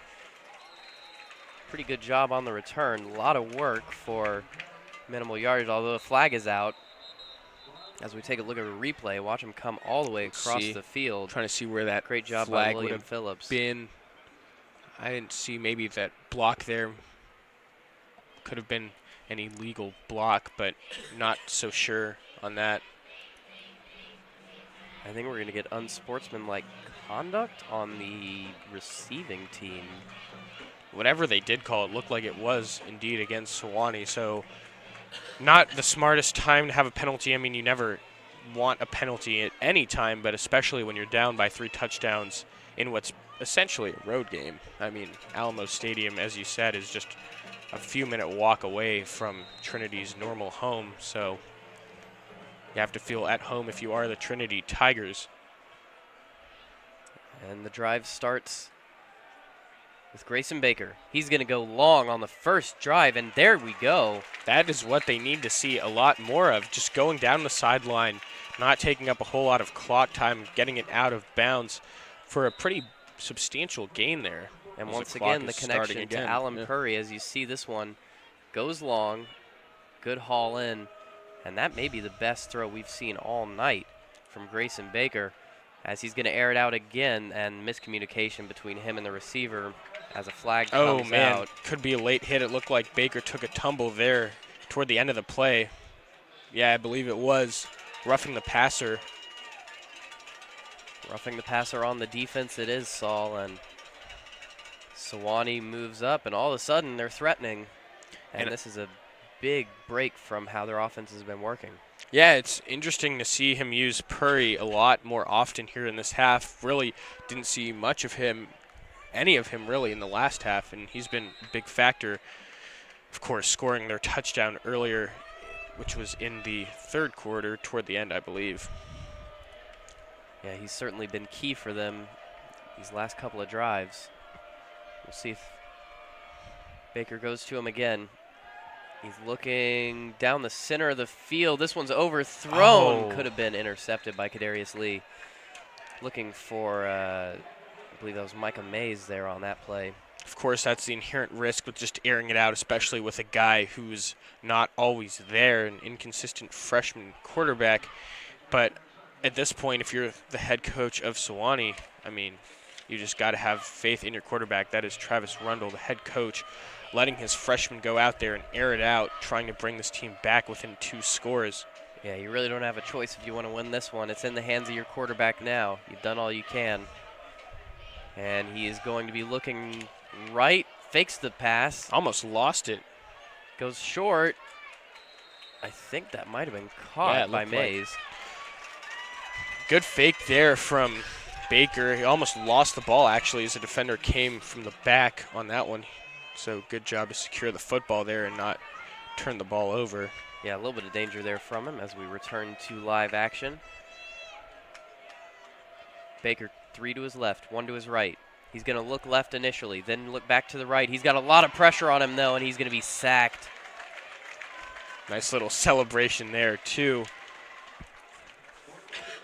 Looked like the sack was recorded by Campbell Miller, number 92. See, get a closer look at it, see if we're right on with the number there. Yeah, and Saul, as you'd mentioned earlier in the game, there you go. You got the number right. You got the man right. And as you mentioned earlier in the game, the blitz coming in, being effective for Trinity. Yeah, definitely stifling any chances that Grayson Baker would have as he throws down a little high. And, you know, that's been a big part of the storyline today, is that a lot of these passes are going just a little bit off the fingertips, a little bit short, a little bit to the left and right. And aside from that wonderful snag we saw in the end zone in the third quarter, not a whole lot of help from his receivers. I mean, a lot of these ones are just barely nicking the fingertips. Catches, I mean, a few of them at least could be made. Yeah, he's making them work for it, but they might be able to help him out a little bit more than they have been doing. Third down and very 18, long. yeah, very, very, very, very bad situation. If you're Sewanee here, you have to look deep, and that is exactly what they'll do. They have an open it might man. be there. Looked like it was snagged. Oh, my goodness. Wow. And all of a sudden, this game is a game again, as it is 28-13, assuming the kick goes as planned. It will be 28-14, and there's still 5 minutes and 25 seconds, and that whole drive took just about 2 minutes. I mean, take a look at the catch here, turning the body completely around, lofting up to go and get it. Cyrus McCullough, heck of a catch there. And like you mentioned, Saul, completely changes this game. So the kick is up and good as we expected. 28-14, and you'd have to think that Sewanee would still kick it off rather than try anything like a squib or an onside kick, but I mean, I guess a squib is more reserved for the end of a half where you don't want the team to return it for a touchdown, so not really something that would be in the cards for this one, but an onside kick maybe? Yeah, I would be interested to see how aggressive they're going to be. I think you're right. They're probably just going to do a regular kickoff, but onside is an option here since you are down 2 scores. But that was the first look we've had at the quick strike Sewanee offense, and it looked fairly successful. Yeah, the drive taking place in just under 2 minutes there, and Sewanee was put to the task of really having to be deliberate in their play calling. They were up to the task, and I think we are getting an onside kick here. It looks like they're in the formation to try to recover an onside kick. Yeah, it looks like they're just going to go all out for it, and you can't blame them. Looks like all the Trinity players are pressed forward, so we'll see for sure. I mean, I'd be really surprised to see anything other than that onside kick here. You could look for a pooch over the top. Sometimes teams will go for that down at the 40-yard line, but no, this is going to be the regular onside, and it is it's bobbled. The ball was out. I think a Trinity player did recover it. See, that's the tricky thing about onside kicks is even if they're not kicked perfectly, they're always bouncing around willy-nilly, and it's always a question as to who will come out on top with it. And that took a really weird bounce off of the turf to begin with. Yeah, Trinity did recover that one at about the 45-yard line. So I believe that was Aaron Hale, who has been so key for the Trinity defense, but also showing up on special teams, showing out. Yeah, and sorry to cut you off. I was just about to say, I mean, if Sewanee does recover that and another quick scoring drive would lead them to just be able to have the luxury of kicking it off regularly, but this is a great run here by Blake Johnson. Johnson, again, using his legs to create offense for the Tigers. That's the beauty of having 2 competent quarterbacks. I mean, you have Wyatt Messick taking deep looks at receivers like Chris Stewart and Tommy Levine, and then you have the run game of Blake Johnson. I mean, it's just a 1-2 punch on any opposing defense as the clock starting to tick away. 4 minutes and 53, 52 now for Trinity to take their time with, and you have to imagine that they're just going to keep it on the ground here, but you never know. I mean, if they want to really put it out of reach, they will deliver that knockout blow with a touchdown in the air. So. Yeah, all options still on the table, although they're probably going to have a preference to the run, as McDowell does take this one for a gain of about 7 or maybe 6, depending on the spot. And even a field goal on this drive would be a real game changer. I mean, changing it from being a 2-touchdown game to putting it to a 3-score game would really be huge. I mean, if you make it a 17-point game, 2 touchdowns can only bring you within 1, assuming both 2-point conversions are successful anyway. So yeah, a field goal would ice it. Here. Yeah, that's all you really need is just those 3 points on the board. And really, at this point, if you're Sewanee, you're looking for a turnover, and I think that's kind of it, as they're going to try and hold up McDowell and strip the ball away from him. Yeah, that's the thing. You really have to be all-out aggressive on defense, which leaves yourself vulnerable to a lot of holes. But, I mean, that's the risk you have to take here, really. Sewanee at 3-4 again in Trinity's conference SAA. Trinity at 3-3, so definitely an important game for both of these teams as they try to stay relevant as we gear up toward the closing month or so of the season. Yeah, and Sewanee has called a timeout here, and both teams will take a second to talk this one over. And the importance of this game, Saul, as you mentioned, cannot be overstated. If you are Trinity especially, if somehow Sewanee was able to come back at this one, although it does look like their chances are waning, that'll be 2 losses on the bounce and 2-2 in your last 4 games, and a really inconsistent season overall. On the flip side, you win this one, 3 out of your last 4 games are wins. All of a sudden, you have over 500, and you're looking at 2 games against Hendrix and Austin College, which again, no game is easy, but you have to favor your chances of winning that one. And that is just a very different outlook depending on the outcome. So We'll see what Sewanee can do here. It's going to take some very, very good defensive work. Yeah, it could still happen. Yeah, unfortunately, though, for Sewanee, after this game, they face Rhodes at home, but then have to go on the road to deal with Center, who, as we've said, have played very good football this year, and there's a flag now on the field. Looks like it'll be against Trinity. Not sure what that one is for yet. Yeah, I couldn't catch the signal from the official. I mean, I'd assume it was a false start, but it didn't unclear. seem like the snap was even called yet. Either way, Trinity's going to be pushed back a little bit on this third down as they try to ice this one, put it to bed.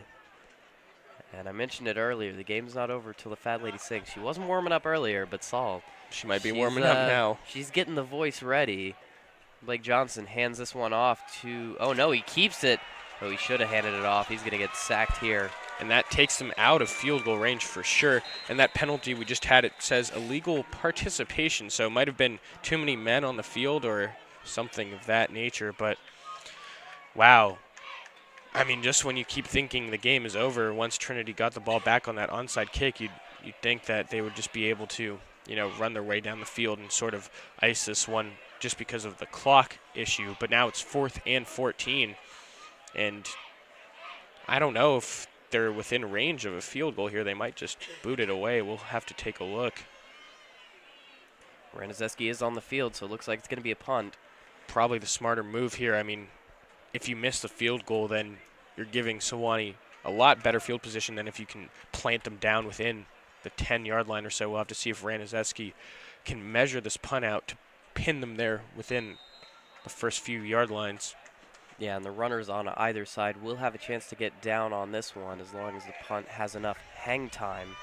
At the very least, though, you're getting a flip of about 15 yards. This one does have pretty good hang time. It's very deep. If they can save it, oh my goodness. Wow, that was what impressive. What a spectacular play. That was worth the price of admission alone. What a save. I mean, you never see that much of a spectacle over a punt, but you could hear the crowd audibly on that one as it was put down at, man, that was about as close as you could get to the goal line.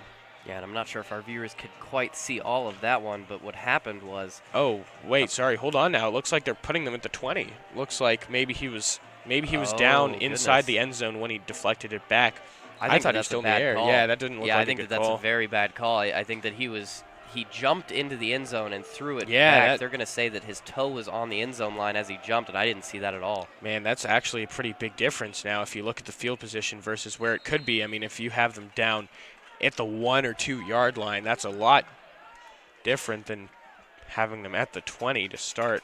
Yeah, it certainly is. And with this game already at 2 scores, every single inch matters.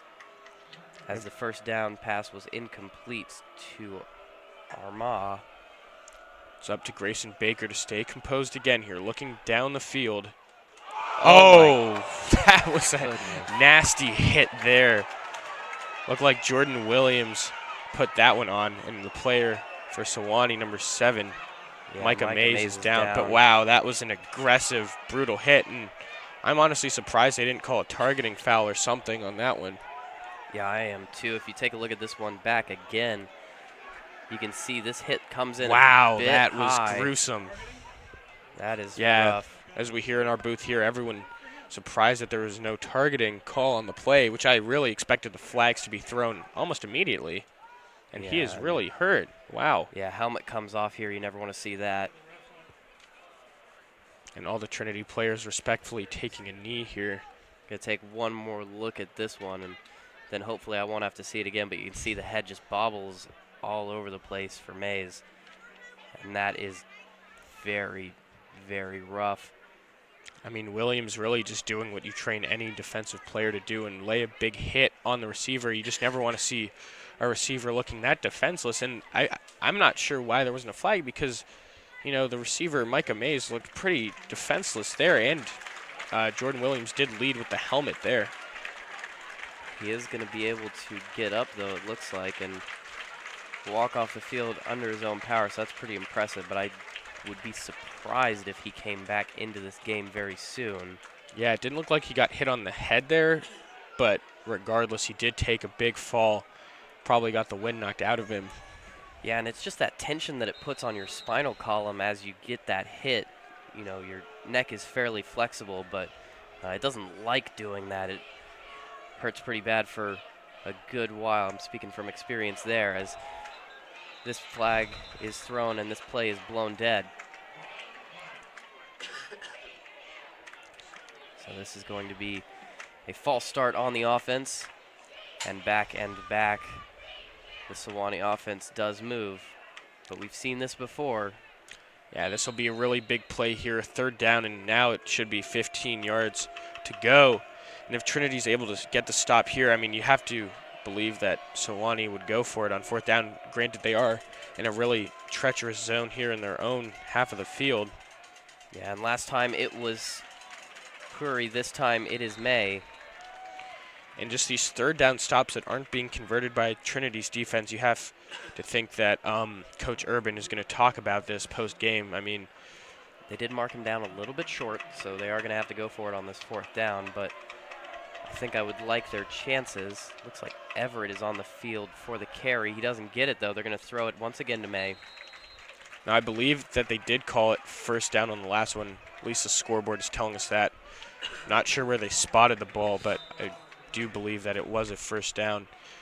Time is ticking away, though, helping Trinity out in 2 minutes and 48 seconds. Yeah, and this one's going to be Grayson Baker dropping back, throwing. May not quite there. And the scoreboard has been a bit out of sync, I think, with the people on the field. Yeah, you might have been right on that one, and the scoreboard people may have had it wrong. Not so sure. However, here, the good thing about this clock ticking off is Grayson Baker is going to have to make a lot more rushed throws here that he may not have time to plan them out as well as he would like.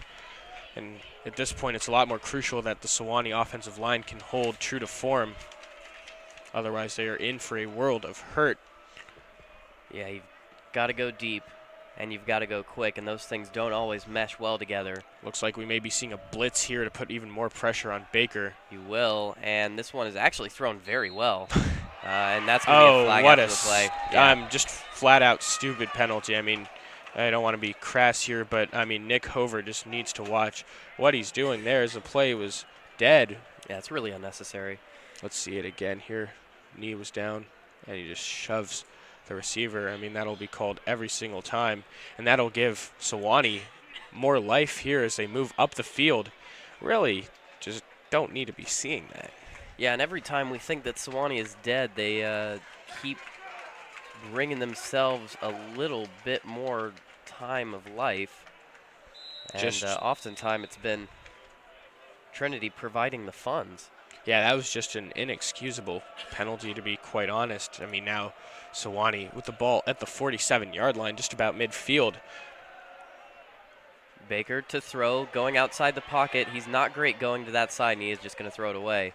He's a lot stronger running to his arm side, as most quarterbacks are. And initially, I was thinking that maybe Hover didn't think that the receiver was down because he got back up and tried to make a move, but, that the push was just so much so that even if there were some sort of doubt between Hover and what was going on the field, clearly just an excessive use of force there, shoving him for no real reason. And it looks like we may have another flag out on the field. Flags are coming aplenty here in this final quarter. Yeah, they're hot and heavy as we come back to live action, and the offense for Sewanee once again backed up, backs against the wall with a holding penalty that time. Just about 2 minutes and 15 or so seconds here in the final quarter of this one, 28-14, Trinity leading.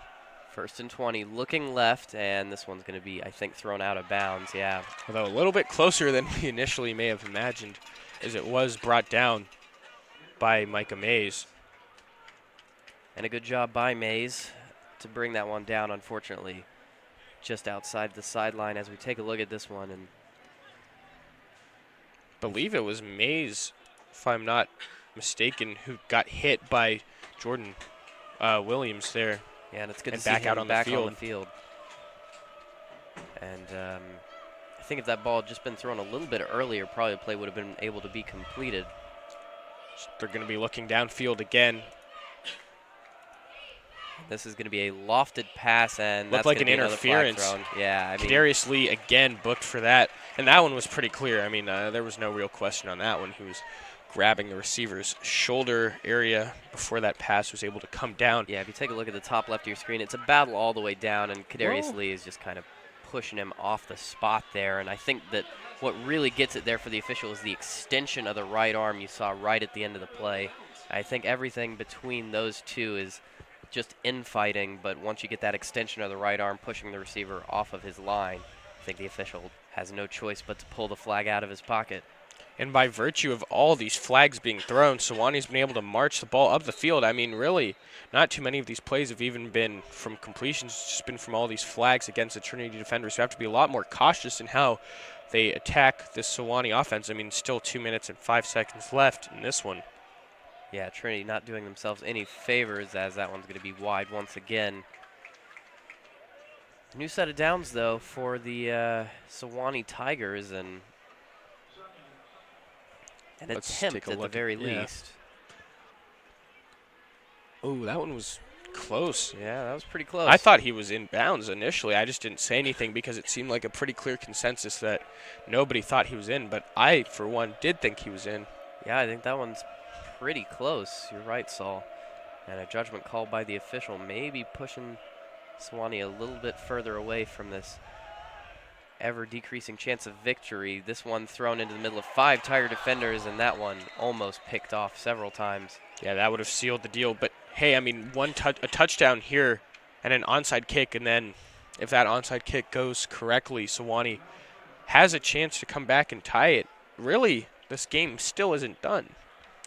Yeah, it is not sealed, certainly, but it gets a lot harder the more you run this clock out and the more you don't get this touchdown. Third down again for Sewanee. Yeah, this is going to be a try short something play over the different. middle. Good little change in pace here. Instead of just going deep ball, which I'm sure Trinity was expecting, little dump off pass. Now they're going to do a hurry up offense. They may spike it. Looks like they will to save Good idea. some clock. Wasn't sure if they were just trying to get a quick play off before Trinity was set or if they were trying to stop the clock, and they did, in fact, stop the clock. Yeah, and I think that the reason you have to spike it there especially is because you have your quarterback, Grayson Baker, as the freshman. Maybe if it's, a senior quarterback, a junior quarterback, you trust him, call the play at the line, go for it. But maybe just the experience not quite there in doing that, and maybe not been in this situation before, I'm not sure. So Grayson Baker, game pretty much in his hands at this point as he is going to go end zone. I think that's picked off. Looks like it is picked off. What a play. That should do it here as Nick Hover redeems himself. Wow, talk about redemption there. Gets called for a pretty dumb penalty earlier on in this drive, and let's see that one again. Not even a terrible pass there. He was just using his athleticism to jump that one. Yeah, pretty much seal it. I didn't expect that one to be completed, but I didn't expect it to be intercepted. What an incredible catch. And I think, that's I think the much fat game lady's over. about to start singing here. Yeah, get the band ready. She's coming onto the stage as the Trinity offense comes onto the field, and Messick is going to stay on the sidelines to watch this one just be carried out. Guess they'll probably have time to this just one. kneel it out. Well, they're in the end zone. They can't just kneel it or else it'll be a safety. And then I was going to say, if they get safetied here and the game just keeps going on, at what point do we finally just close it out here? But it looks like the Trinity Tigers will be safe for now. With about a minute and a half left in this one, just about to wrap it up here. Thanks for joining us on your Saturday morning, Saturday afternoon here. Always a pleasure to be calling the games for you all, as Trinity looking to seal this victory here and improve on the season to 4-3, whereas Sewanee will drop to 3-5, assuming everything holds up as it is now. Yeah, and with a 2-score game, I think this is pretty much game over as both teams talk it over. But a really entertaining game to this point. I think a large part of that has been how Grayson Baker, up until that last interception, had really been on a hot streak. Those 2 touchdowns, keeping it close. We thought it was done at 21-0, and then it was 21-7, and we thought, oh, maybe a little comeback coming up here. And then we thought it was done at 28-7, and then it came back 28-14. All of a sudden, we were looking at a driving Sewanee team and kind of holding our breath a little bit. I think we all were. But this one is going to be, I think, just closed out here, barring absolute disaster. And I imagine it'll be just a couple of Charles Davis runs or Blake Johnson runs.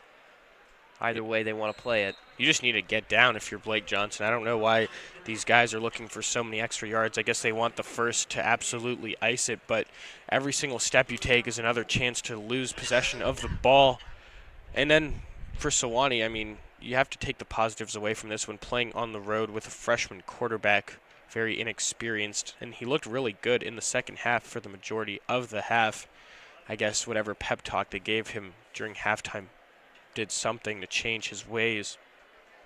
Yeah, and looking forward for them, they are going to take on Rhodes, who Trinity handled fairly easily, and with the way that Sewanee has held up in this game, I think that they're probably going to have a very competitive game there and perhaps a chance of a Sewanee victory there. So that could move them back to 4-5, and then they'll obviously go on the road to face Center, which will be a very difficult game. But again, they've hung with Trinity, who very nearly beat Center, and that was kind of a coin flip either way on that game. So, you know, a lot of positives for them to take from this game despite the victory going to the opposing team. Yeah, and the Tigers look forward to Hendricks and Austin College before wrapping up against Barry. Barry will definitely be the toughest matchup on their schedule all year. I mean, except for the matchup against Hardin-Simmons. Hardin-Simmons, where they lost 42-33, and that was really a shootout till the very end. But Barry still undefeated, looking to continue that. Hopefully once Trinity comes and faces them, they will have lost 1 or 2. Maybe be a little easier for Trinity to face off with, but either way, I wouldn't expect it, and it'll be a difficult end at the very end. But again, a lot of positives to take for Trinity from this Sewanee game. Obviously winning this one in a little bit shaky fashion towards the end, but the final score is going to look pretty good for you. And then Hendricks, then Austin College. And they did hang with Center, and Barry is a very good team, but no team is invincible. So you could be looking at the absolute best, of course, at 4 straight wins, but even just 3 wins out of 4 in these last couple of games, regardless of opponent, would be really great as the clock ticks down. Yeah, that both teams are going to just walk off the field here and get ready for the post-game handshakes. Yeah, that Barry team you mentioned won against Sewanee 44-3 earlier this month, so really a tough opponent for Trinity. We'll see how that'll go down. That's in a month on November 10th. So we wrap this one up, 28 Trinity, 14 Sewanee. A good victory for the Trinity Tigers as they improve their record on the year to 4-3, moving above 500, whereas Sewanee falls to 3-5. Been joined by Sam McQuarter here. I'm Saul Malik. Thank you and enjoy the rest of your afternoon.